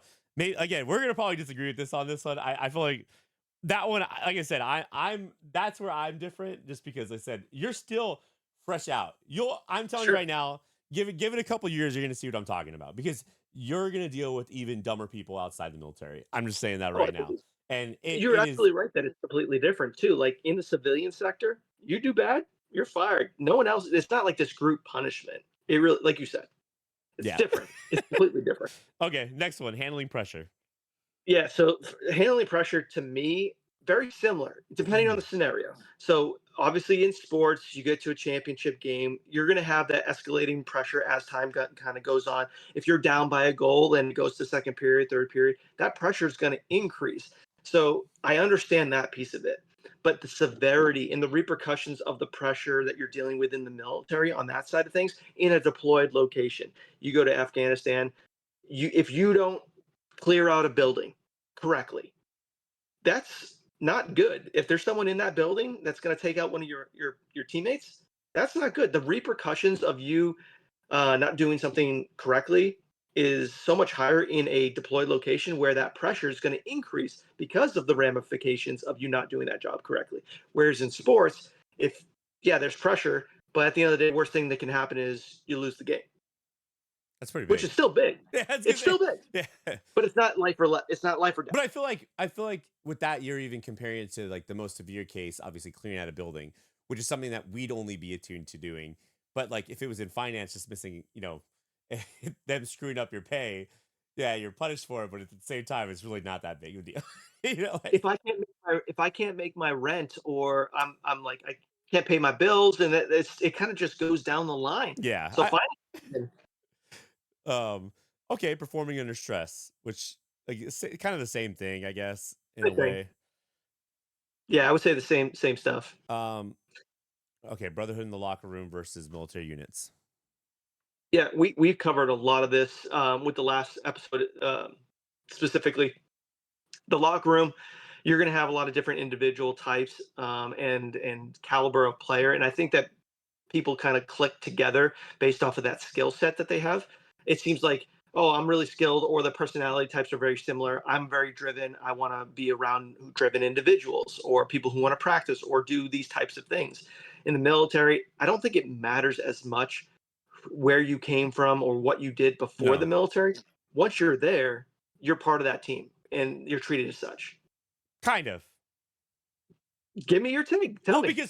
because if that like I hung out with a lot of people, but there are certain individuals I didn't hang out with. So like I would say the ones that screwed up a lot, I really don't consider them part of the team. I just kind of they're outside of my circle of teams that I would want to be associated with, I guess. So like Yeah, if you're in a deployed location and that's your team of six and you're in a convoy no, and you're I don't think that changes. I think if you're screwing up or you're doing something you're not supposed to do, I think it changes drastically if you like, for instance, if you have a guy that's not showering, and we had this, I said we had this stateside. You had a guy that didn't shower. Like, doesn't matter how nice of a guy he was, he is literally making things way more. There was a guy that didn't shower ever. That on guard mount one morning, one of the guys, I don't say because both these people I know, they're both these people. One of the guys got behind him that smoked, lit a match like or lit a like a lighter because he'd always go up to people and just light like he'd just jokingly like get the yeah, lighter yeah. like just he'd do that, lit on fire because of all the I'm not even kidding, it actually lit on fire from the stench. I don't know what it was, the whatever residual thing that was coming, it was almost like lighter fluid, lit him on. He had to like pat him out and everything like that because it was so bad. I've never seen that happen before. This happened at Garmount. This was when I first got in. So, and this is Oh from wow. the smelly guy, the guy that never took showers. I heard about the smelly guy. There's a few of them. There's been a There's a few. few of them out There's been a there. few. And Don't be if you are the smelly that guy. guy, stop. Stop Don't now. be Take a damn shower. Wash your clothes. This guy Wash your would. clothes. It got to a point where our boss or our staff sergeant had to actually go with him to the to go do laundry with them and actually again babysit for the and make sure he washed his clothes. That was a real thing that happened. It Yeah. was that bad. And imagine being on post with them. Like, yeah, I'd rather walk in Um, the desert than be inside that vehicle with that person yeah. in Yeah. the air conditioning. By the way, No, I get you. No, and I would do the same thing. I'll take a walk in the desert as opposed to being in a confined car with a stinky guy. okay. Um, Standards versus motivation. Yeah. I think both are kind of very similar. Standards are standards, and in the military, people hold you to those standards more so than, say, on a sports team. Standards are kind of just there, and again, it comes down to the level of team that you're participating on. But standards are in place, and you have to follow them in the military. There's rules Yeah, behind it. There's repercussions to those. Whereas in a sports team, there's gray area. You can get around a lot of those things. And then the motivation piece of it, it's your drive essentially to do well at whatever it is that you're doing. So, and I think that exists more on a sports team as opposed to in the military. I've seen a lot of people come into the military and they're there just to get work 9 to 5 and just putt around, do the bare minimum, and just go home. I've seen that. And there's no motivation, but you'll have other people that are super motivated. They want to excel, they want to promote, and they're doing whatever it takes to get to that next level. Within sports teams, it feels like everybody on high level teams wants to be the best version of themselves to be competitive because they have this thought. well, if I do well enough, maybe I can go play college. Maybe I can go to the NHL. Like it's like this dream that they have. Yeah, So there's a lot more motivation on the sports side for me, or I my agree. mentality on it. Yeah. I think that was a good way of putting it. I actually don't disagree with that at all. I think that was a pretty well put. I think you even have a quote here: "Motivation fades, standards don't." Yeah, yeah, it's true. As you get older and the game kind of gets harder and harder because your body starts breaking down, that motivation is going to go away. But the standards, in general, they'll be changed, but the standards are standards. They're not going away. Yeah, that makes sense. And then we could go to the next section here. Yeah. I can kick it off. Like, what's the most delusional fan base out there? And I gave some thought to this too. Most delusional. You don't have to look too far. Not see. I want to say Cowboys just because we think we're gonna. I know people that think that we're going to win every year. I feel like there's other ones too that are just as delusional. And I'm trying to think of some, and Uh, the only one that's I'll, coming up is Cowboys right now in my head. This is like yeah. we are we're so Well, delusional. I'll go with someone outside of Okay, Dallas. let's Just see it. give you some time. So my thought is Kansas City. Kansas City Chiefs. And hear me out on this. I don't know. People anointed Patrick Mahomes the best quarterback ever before he did anything. Like he won a Super Bowl and he was competitive with Tom Brady for a while, but he would lose to Tom Brady. So they said, "Oh, Patrick Mahomes is just the greatest quarterback ever." And I'm looking at these guys like the guy's done great things, but give him time. He hasn't done anything recently. I would say off the rip, I think that is a bit delusional. I think that that's delusional. I've never really thought that Mahomes was going to be better than Tom Brady. I mean, I thought they've won more than one Super Bowl, haven't they? They've Yeah, won they won a three. couple. They've won Yeah, three. it's two or three. That's a lot. That's for as It's early on. I mean, he still has a lot of time. Look, once here when the shuffle starts to happen, when they start to get all the older players out. Like I mean, yeah, like I said, Travis Kelsey's leaving here soon. I'm sure he said he's going to retire soon. When you start to replace some of these guys that have been there for a while, get a little bit bigger dudes that are tight ends and stuff like that. I mean, dude, he's already off to a pretty good start. Now, I'm not saying he's going to be better. Obviously, they built. I think that Kansas City also built a really star-studded team in comparison yeah. to. I don't think. I'm sorry. You guys, Kansas City put way more into their team than I think the Patriots They had a ever lot of have. stars. They had a Yeah, lot more stars. I couldn't even name some of the players on your team because of how unknown some of your guys were. They were just, I mean, yeah, maybe to Patriots players, some of these guys were, but yes, and I get it. Wes Welker, Julian Edelman. I don't think they were like, I'm not saying they weren't good. I think they were good in that system. In the system of Patriots, I thought they were a good player, but they were not the best. They were not the no, best. They were not the fastest. They were not, you know what I mean? They weren't. They weren't. They were just good at doing exactly running a really good route, making sure they stay open. They knew if they were open, Tom Brady would throw them. That's hands down. As long as Tom Brady could read the play, read the defenders, and throw the ball, which he had to do all three of those things, you just had to be open, run your route correctly, and everything worked out really well. So yeah. I don't consider that like I said, when we're talking about Calvin Johnson, Randy Moss, those I consider Sure. the greats, like in terms of wide receiver. Even Des Bryant being up there, he's great wide receiver. I'm not saying he's like better, I don't think he ranks close to Randy Moss or Calvin Johnson, but I'm saying like, just certain players like that, I would say I don't consider Julian Edelman, nothing against them, you know what I mean? Nothing against No, Julian yeah. Edelman, but like, I don't consider Julian Edelman being like a Des Bryant, like, or, or, No, or and Randy I Moss. completely agree. They're not stars in a sense, but they work great in that system that's asking them to be specific types of players. Wes Welker, Edelman, Correct. grinding out That's what guys I'm saying. across. Like with Kansas City though, it's a whole different scenario there. You had It's apples to really oranges, good yeah. running back, really good wide receivers, really good tight end. Like that was Gronk was your guys' probably best wide. If you want to call Just tight end, but just pass catcher.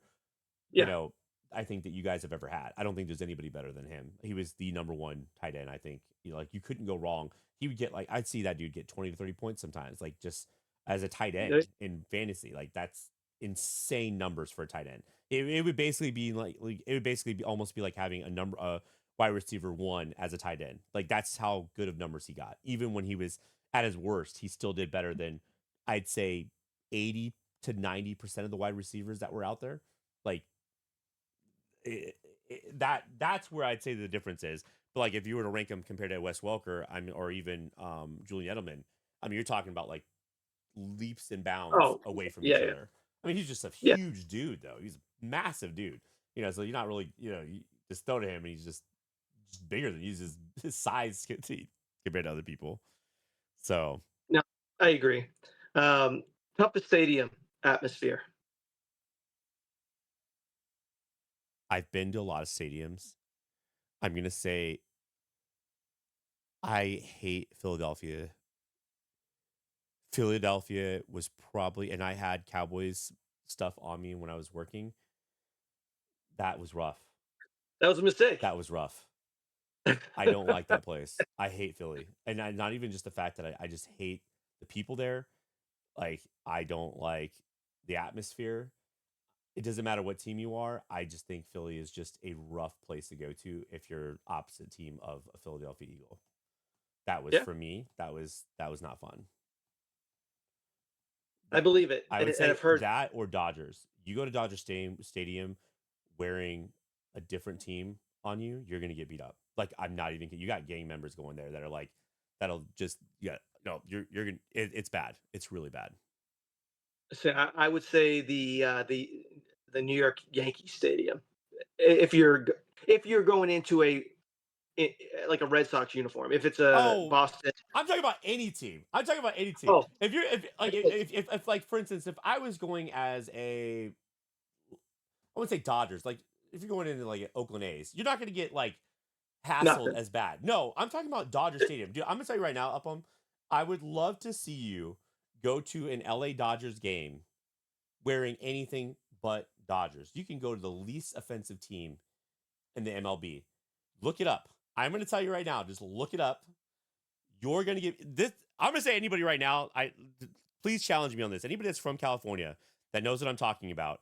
I have seen people get whooped on in the stands because they had a different uniform on. I'm not exaggerating. You don't go to LA Dodger Stadium wearing something different. Maybe things have changed since then, but I will say, even when I was working there for my job, you came with a different anything else but that. You had people harassing you, throwing drinks at you, throwing popcorn at you, throwing food at you. It was constant beratement. I'm gonna have to test this out. I would love for you. That would be great. You can wear get some meta glasses. I would love to see people just pretty much crap on you the entire. Like, that's literally what's gonna happen. You're gonna get stabbed in the parking lot, right I when you know. exit the door. I'm serious. That Yeah. team, dude, it's rough, man. Philly's up there, I'd say, in terms of football, but I've been to these stadiums before. I've seen it firsthand. I've worked them. I've gone to the games. Like it's Dodgers is bad, dude. It's and probably maybe even Oakland too. When Oakland was Oakland Raiders when they played at the Oakland Raiders stadium, the California areas were just bad, dude. It was just you're gonna get beat up. Not in Vegas. Hmm. Vegas Raiders, I don't think. But when it was the Oakland Raiders, it was bad, dude. You're gonna get beat up. You're gonna get beat up. Like it's just I don't think it's as bad as Dodgers though. I still think Dodgers is the worst stadium to go to if you're opposite team. I'm almost willing actually look that up. What is the worst stadium to go to if you're if out of baseball and football, what is the worst stadium to go to if you're the opposite team?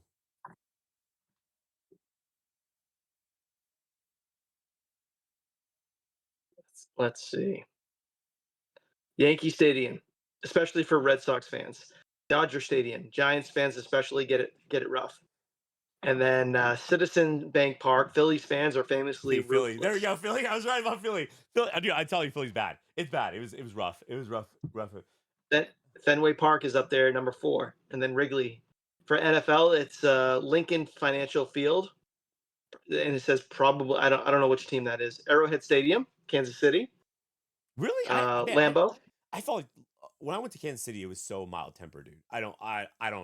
I was wearing Cowboy stuff, and no one said anything to me. Like that people talk crap, and it was never like I never got. It was never aggressive. I never got like it was never aggressive going there. I that might be a little wrong. I think I feel like I've been to Kansas City so many times. I've never been treated badly there, like ever.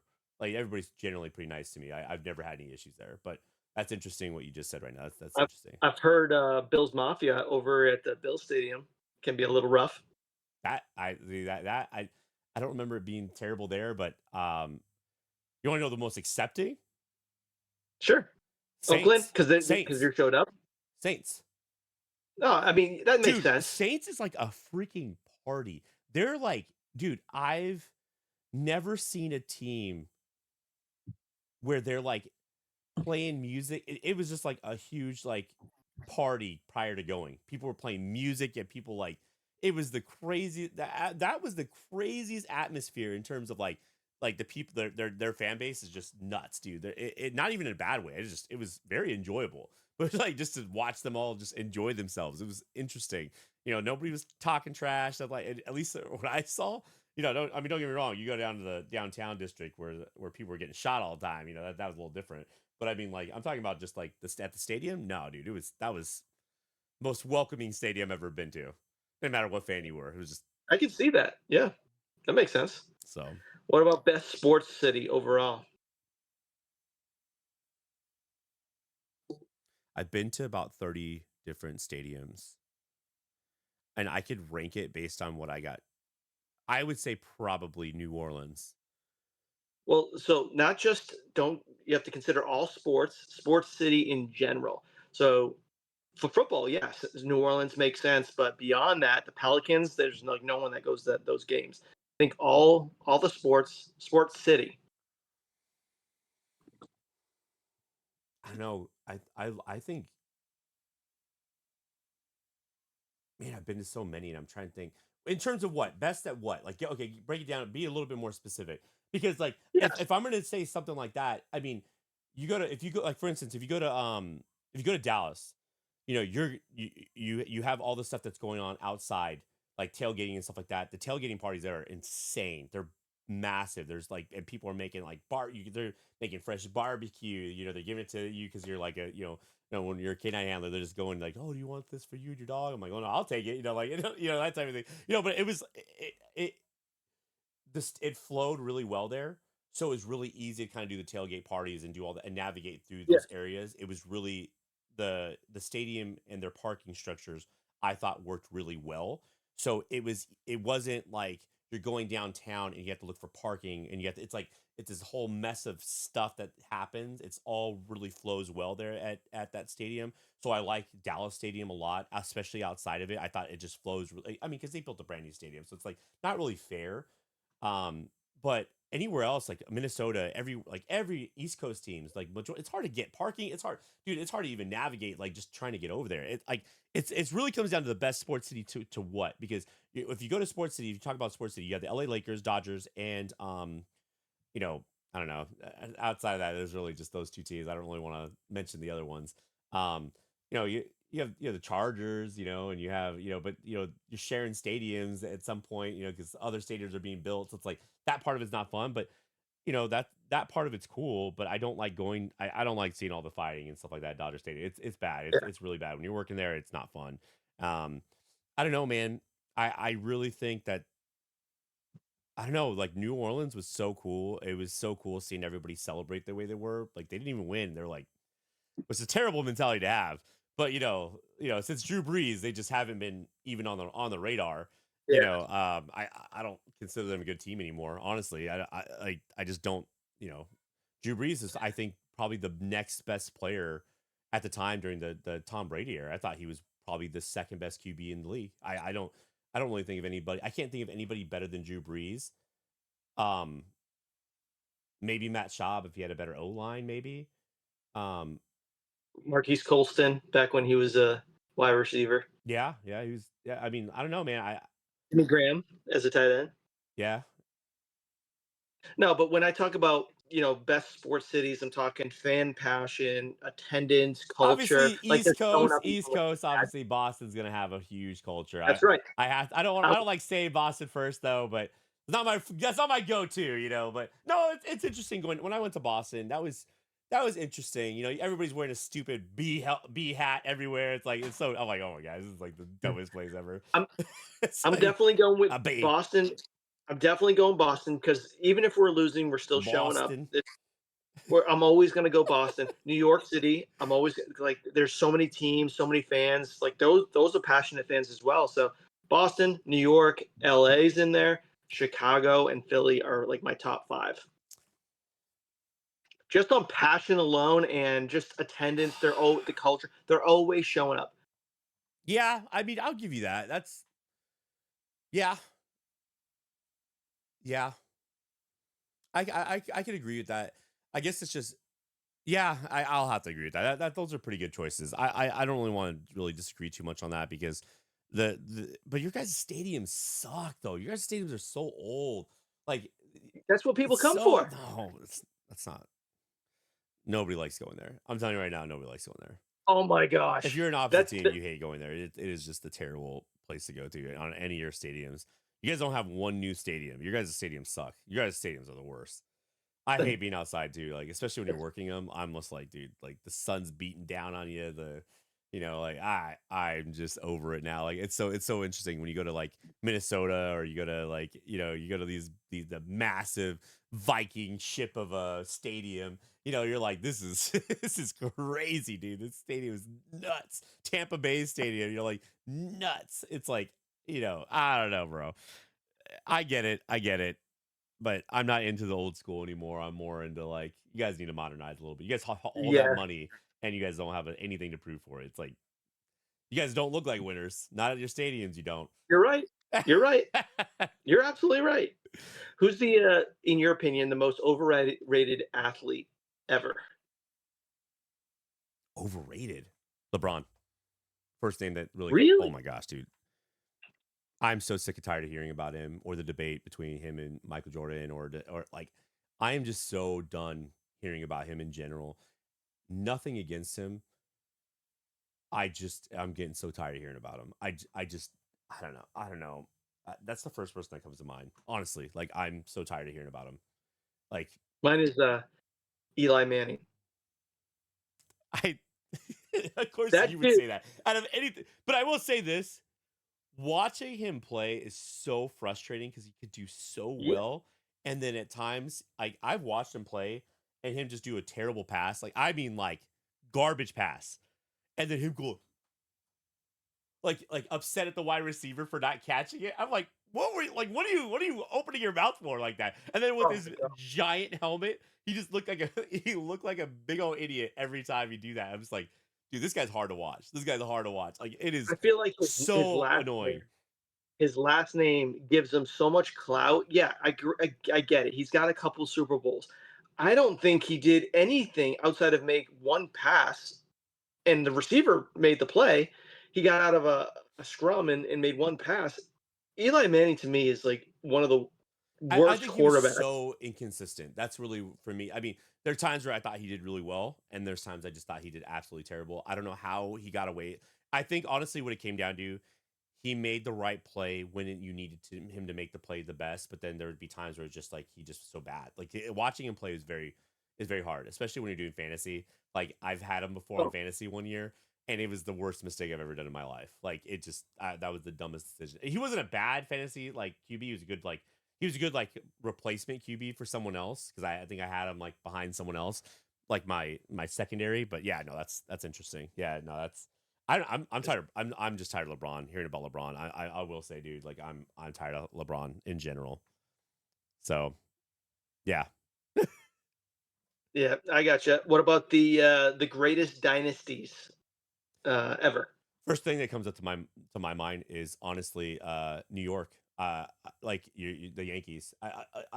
It's either New York or Boston. You got the Bambino there. With Boston, you have like you have a whole entire like legacy of like them kind of building back into getting the World Series again. And then actually getting it. Just the celebration behind it, stuff like that. I will say that's kind of cool. That when they won, I wasn't like upset that they won. You know what I mean? Like it was like one of those situations where it's like you're kind of rooting for them, honestly, especially when everyone's going against the Yankees almost every single year. You just want the Yankees to lose. Like it doesn't matter what team goes up against them. You just want the Yeah, Yankees to lose. I don't really think anybody can collectively disagree with that. You just want the Yankees to lose. Now it's like the Dodgers are turning into that team, which is kind yeah, of funny. But yep. like I still think that people would probably pick the Yankee or the Dodgers over the Yankees if it was them in the World Series. I don't think that like if it was a split decision, I don't think Boston's rooting for Yankees. I don't see any Boston person rooting for Yankees ever. I would think that No. if they wanted someone to win, it would be the Dodgers. Like I don't really see a Boston person voting. It doesn't matter if they're East Coast or not. I just don't see them doing that. That's just me personally, based on who I've talked to before. But I would think that everybody's just anti Yankees. They've won so Yeah. many. They've won so many to a point where it's almost like even if the Dodgers won nearly as, I don't think they even come close. Really, Yankees have won so it's just the team to beat. That nobody cares if everybody cares if the Yankees win. Nobody cares. It doesn't matter. Like I feel like when it comes down to it, everyone's rooting for the opposite. Unless you're a Yankees fan, then you're like, of course you want them to win. But that's I, I have to agree. Like I think Yankees up there from 1920s to 1960s ish. They won like 27 yeah. World Series years They've won a overall. lot. I know it's like over 20 for sure. So like it's just, that's what I'm saying. I just they're I would say but I would say they're probably the greatest dynasty in Yeah, terms of sports, but I would say in terms of like longevity of like a player base of when Boston was there, it's like that kind of like yeah, I feel like they're very neck and neck in terms of like they're fun to watch. It is like I said when they won their first year, that was a crazy moment for you guys. So it was fun to see that. So I wasn't yeah. upset about that. The Yankee one was the big one for a player specifically. I would go with Bill Russell for the Celtics during like the 1957 to 1969 timeframe. 11 championships in 13 seasons for Bill Russell, and for a player in especially in the NBA, I know times were a little different. That's fantastic. Yeah. I'd say the Bulls too. Bulls, I thought were a great dynasty as well. I mean, obviously when Michael Jordan was there, I will say his short stint there, it sucked because I would say during that era, everyone was a Chicago Bulls fan. I don't, you could have your True. team, but everyone was a Chicago Bulls fan, including myself. It was nothing to do with the fact that I didn't like the Lakers or anything like that. Just watching Michael Jordan play, It's there entertaining. was no one else like him. There was no one else like him. You can sit there and say, talk Six about Bird, titles. you could talk about Magic Johnson. They were not like Jordan. They just were not like Jordan. I don't care what anybody says. No one was like No, I Jordan. agree. No one Six was. titles in 8 years for Jordan during the 90s, and that's not an easy era. It was a lot more physical than it is now. Yeah. So definitely give it to him. Most painful sports loss. You already know mine. Patriots. I was deployed at the time, 2007-8 time frame, and they lost to the Giants with that helmet catch. Not the Eagles and Patriots loss. That wasn't a bad one. I guess That was a losing the that was a Giants. I'm bad sorry. one. That's pretty terrible though. I will say at the Super Bowl losing to Eli Manning. That is not something to be very proud of. Twice. We did it twice. Lost them twice. No, Um, at the end of the day, that's the one that hurts the most for me. I can't really say because the Cowboys have just been losing straight for so long. So every loss is painful.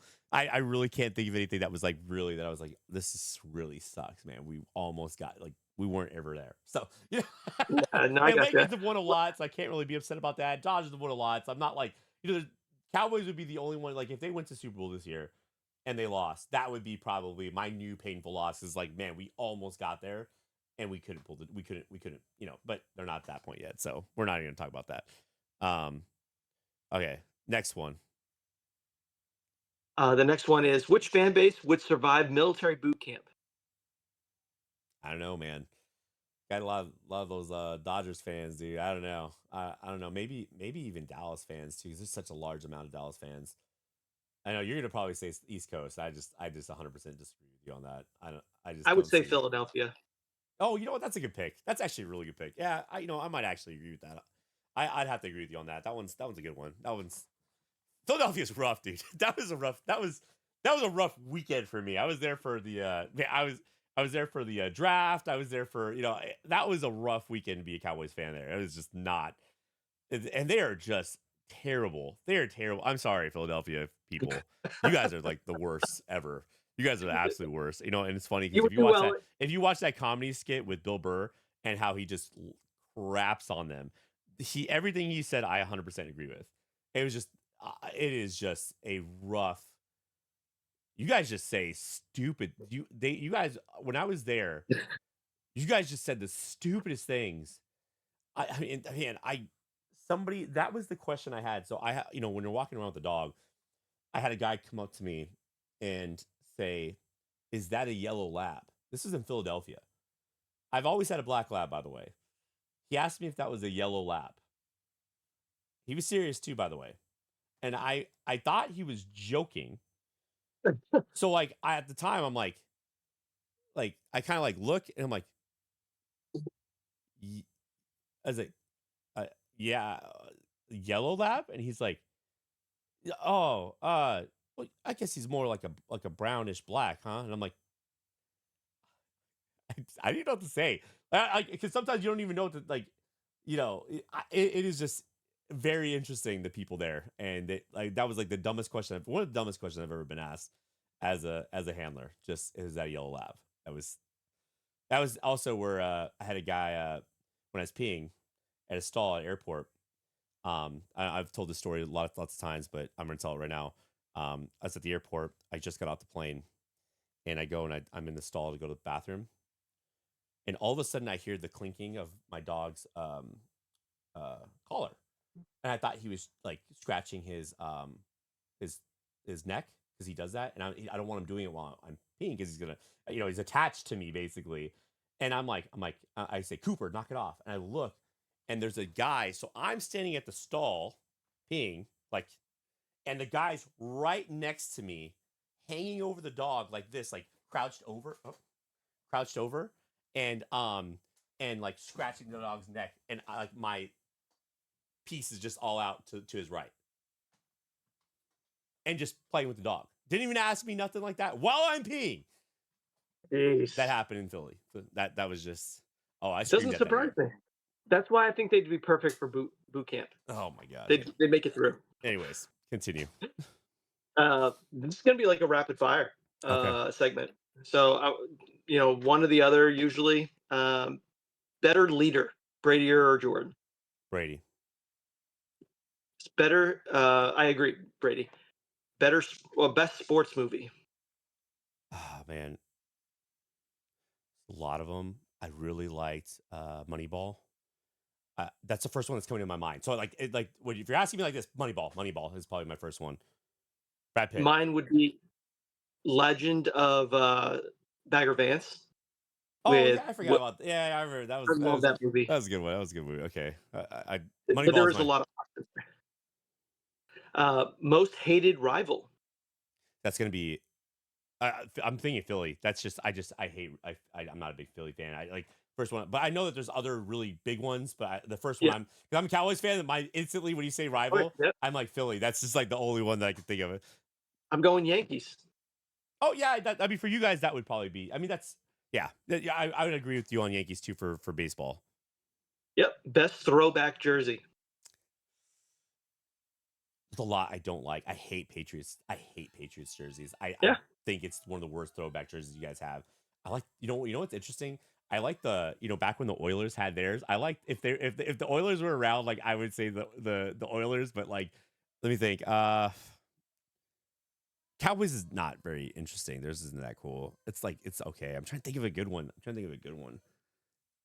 I've seen so many. I'm just gonna go Cowboys. I like their throwback jerseys. It's not terrible. It's just I can't think of one that I like better right now.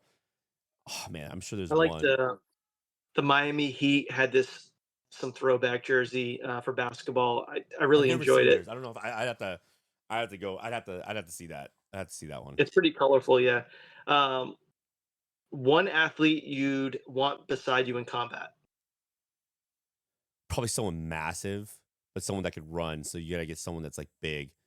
Probably like someone that would make it fun, but also like a big dude. I'd probably say Grok or something like that, or like someone like because like he's a big dude. He's not like as big as some of the other guys, like a linebacker or something like that. But at the same time, I Yeah, need to be able to run. Like I need to be able to yeah, like yeah, yeah. take care of himself. I would say someone like him. Like he's big. I'm like that dude's massive. I met him in real life, so he's a massive dude.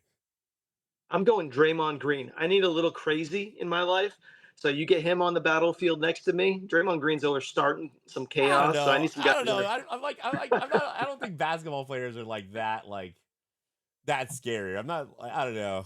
But anyway, Yeah. okay. Continue. Best playoff atmosphere. I don't know. I don't know what that's like up Dodgers atmosphere. Well, when we're always in the playoffs, it's that's an easy one. Obviously, when you're from New England, it's going to be New England because we're always there. So you get so accustomed to it that New England. Sorry, trying to be fast. I'm trying to think about something. Yeah. But anyways, all right. Yeah, those are the remainder that I had. Did you have any others? Actually, do yeah. Hold on, I have a couple for you. Okay, I'm still living off of that let natural me ask high you this: from. if you had to pick between two, you had to pick between Yeah. you had to pick between the two. Who would you say gave the Patriots more success, Tom Brady or Bill Belichick? If you had to pick one or the other, and if you had to put money on it, this is who I think is. Yeah, Tom Brady. Because here's the reason. Here's the reason. I don't know. At the end of how many great coaches do you have out there? Not a lot. And the teams are average, right? So, but great coaches can only do so much. The player actually has to do the action and actually make it happen. Tom Brady, Bill Belichick can't win on his own. Brady can win on his own with a different coach, but Belichick can't. So Belichick showed when Brady left that he couldn't win. Brady went to a different team and won. Okay. If you had to choose one for your first round draft pick, Randy Moss or Calvin Johnson? Oof, that's tough. Ugh. I thought this was a really hard question.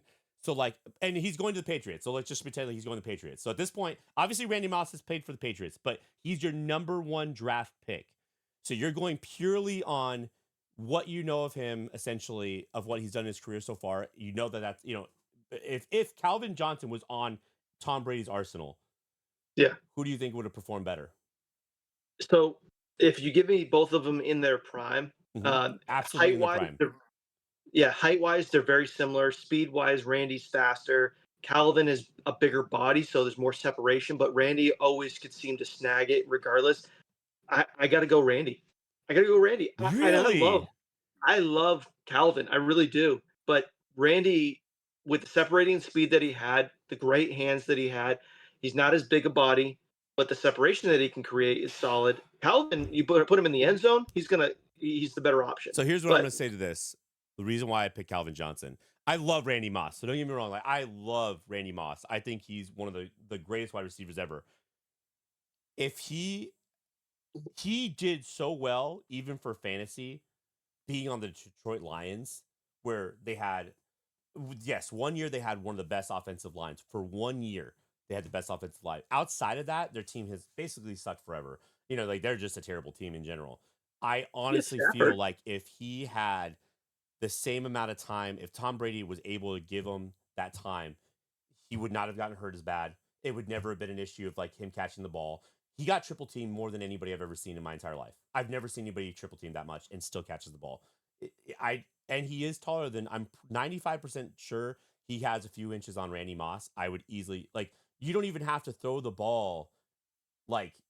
You just throw the ball in the area, and as long as he's just enough to jump a little bit, he could catch the ball. He is just a massive dude.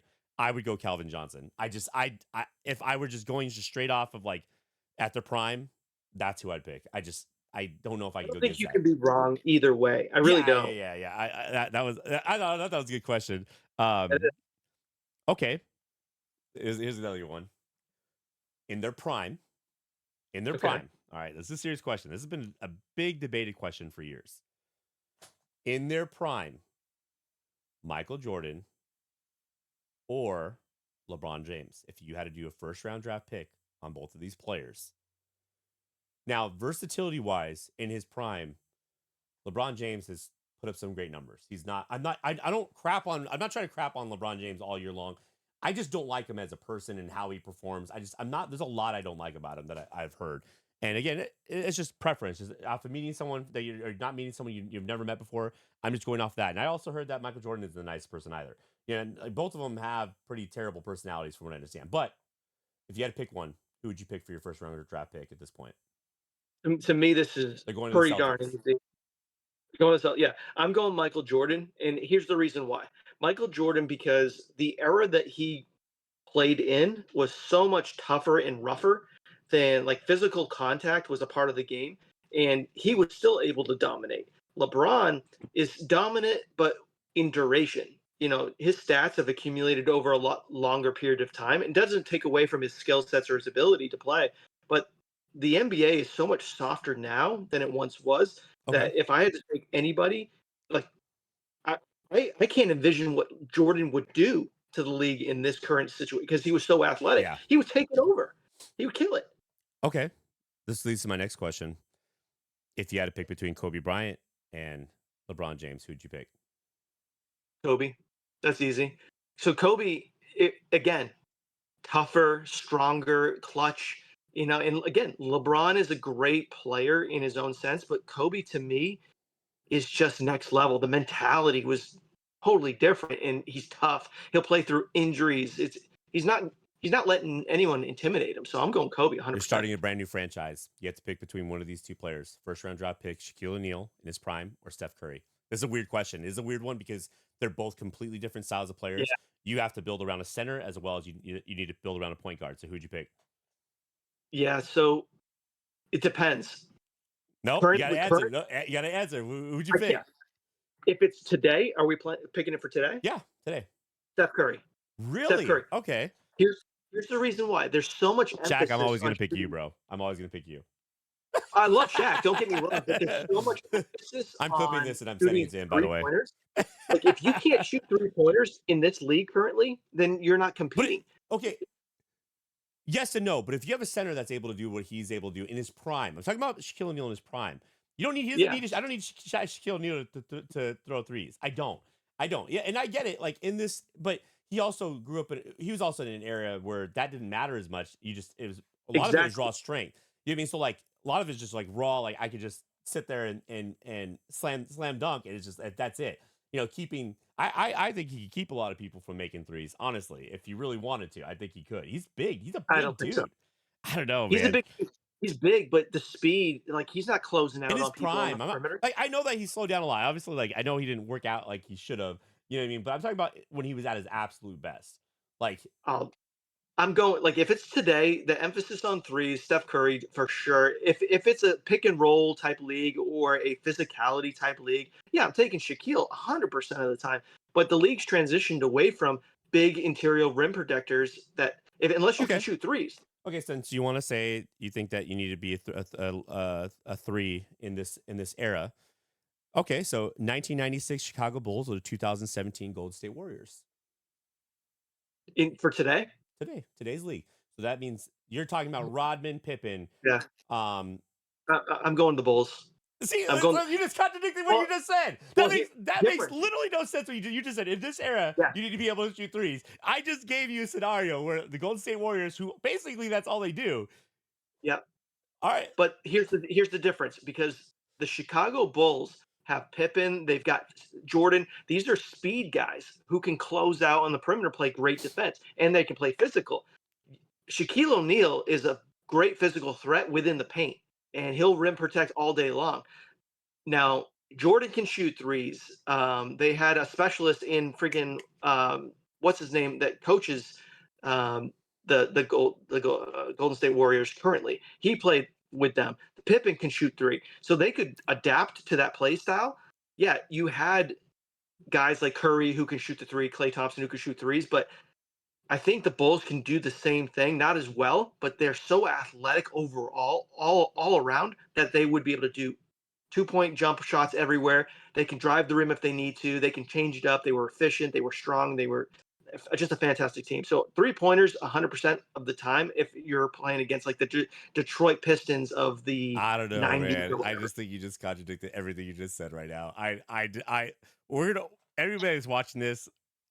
I want you to sit there and comment on this because this is gonna be interesting. I want to see what other people Tell think me about who. what you just said because that just I tried to that was a trick question by the way. I had that lined up because I had a feeling that was gonna happen. So that was like I literally that was so perfect. I want to know what everyone else would say. Would they take the Bulls currently, or would they take the Golden State Warriors currently? I don't know. I don't know.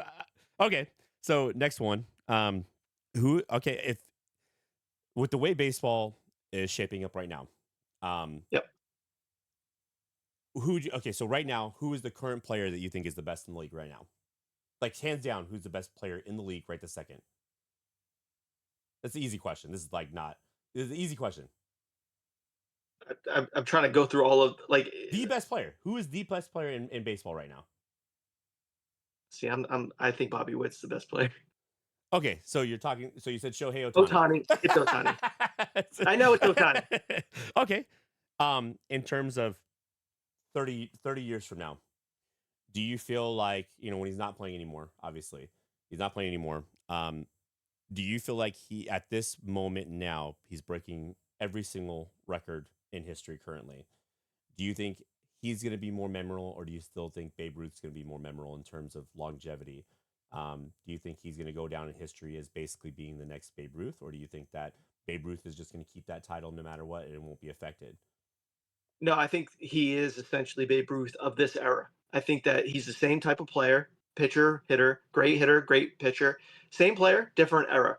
I think that will he break all records? No, I don't think he'll break all records because health wise and when he started, he started it a little bit later. Yeah. Um, will he be fantastic? Yes. Will he be a Hall of Famer? Yes. And I think he'll be remembered as the same type and quality of player as Babe Ruth. It just equally. I wouldn't say that one was better than the other, but Okay. based off of time, you know. Last couple questions. Um, Here's going to be another good question for you because you're better at this than I am. Bobby Orr for the greatest defenseman ever, or um, I'm sorry, not Nicholas Lindstrom. Bobby Yeah, Orr. Bobby Orr. Okay.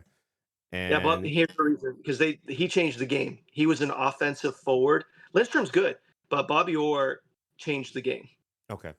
And my last one is which milestone is safer, Cal Ripken Jr.'s consecutive game ever, or um Don't say uh Ricky Henderson. no, or Wayne Gretzky's most consecutive games, or Wayne Gretzky's points record. Which one's safer? Mhm. Yeah, Wayne Gretzky. Really? Here's the this is they're both unattainable in my opinion, but I would say Cal Ripken played forever. I don't know what the number of games It was, was a but it lot. was ridiculous. I should have wrote it down actually because I was looking it up and I was trying to find good questions to ask you, and I thought I was like, oh, he could probably answer this one pretty well. Yeah, Wayne Gretzky's point totals in general, I would say just goals or just assists alone is going to surpass point totals for any player nowadays. It will never be broken. But games, there's still a chance that someone comes in, starts in his rookie year, and plays his entire career without being injured. So there's still a chance of that. Wayne Gretzky's things will never be broken. It's not. It won't even nothing even close. And then yeah, Like and that and dude, honestly, I think that you're probably right. I just don't see anybody being consistently not being able to show up to every single game. I don't know the for me the game thing for me is the one I thought just because I'm like who else can sit there and be in as many games as this dude? I just don't. Everybody gets hurt and no like people just don't like yeah, get sick or whatever. And I feel like with the way things are nowadays, it's so different. But yeah, no, I mean I thought that was. I thought that was a pretty good segment, honestly. I think anything that you want to conclude here, at this point, because we got a good 2 hours in, dude. We're solid right now, so I think that we can conclude it here. And anything else we could bring into next week, man. yeah, that sounds good to me. I'm Yeah, good. that I was appreciate it. that was great. That was great. That was great. I thought it was a great episode. All right, perfect. Well, we will be here next week. We'll talk about anything you guys want to talk about. Please, if either message, preferably messages on YouTube or anything like that, message us on, or personally, if you guys have any questions you guys want us to ask each other, get us just going. Or that always helps. But I appreciate everybody listening in, and we will see you guys next week. Thank you.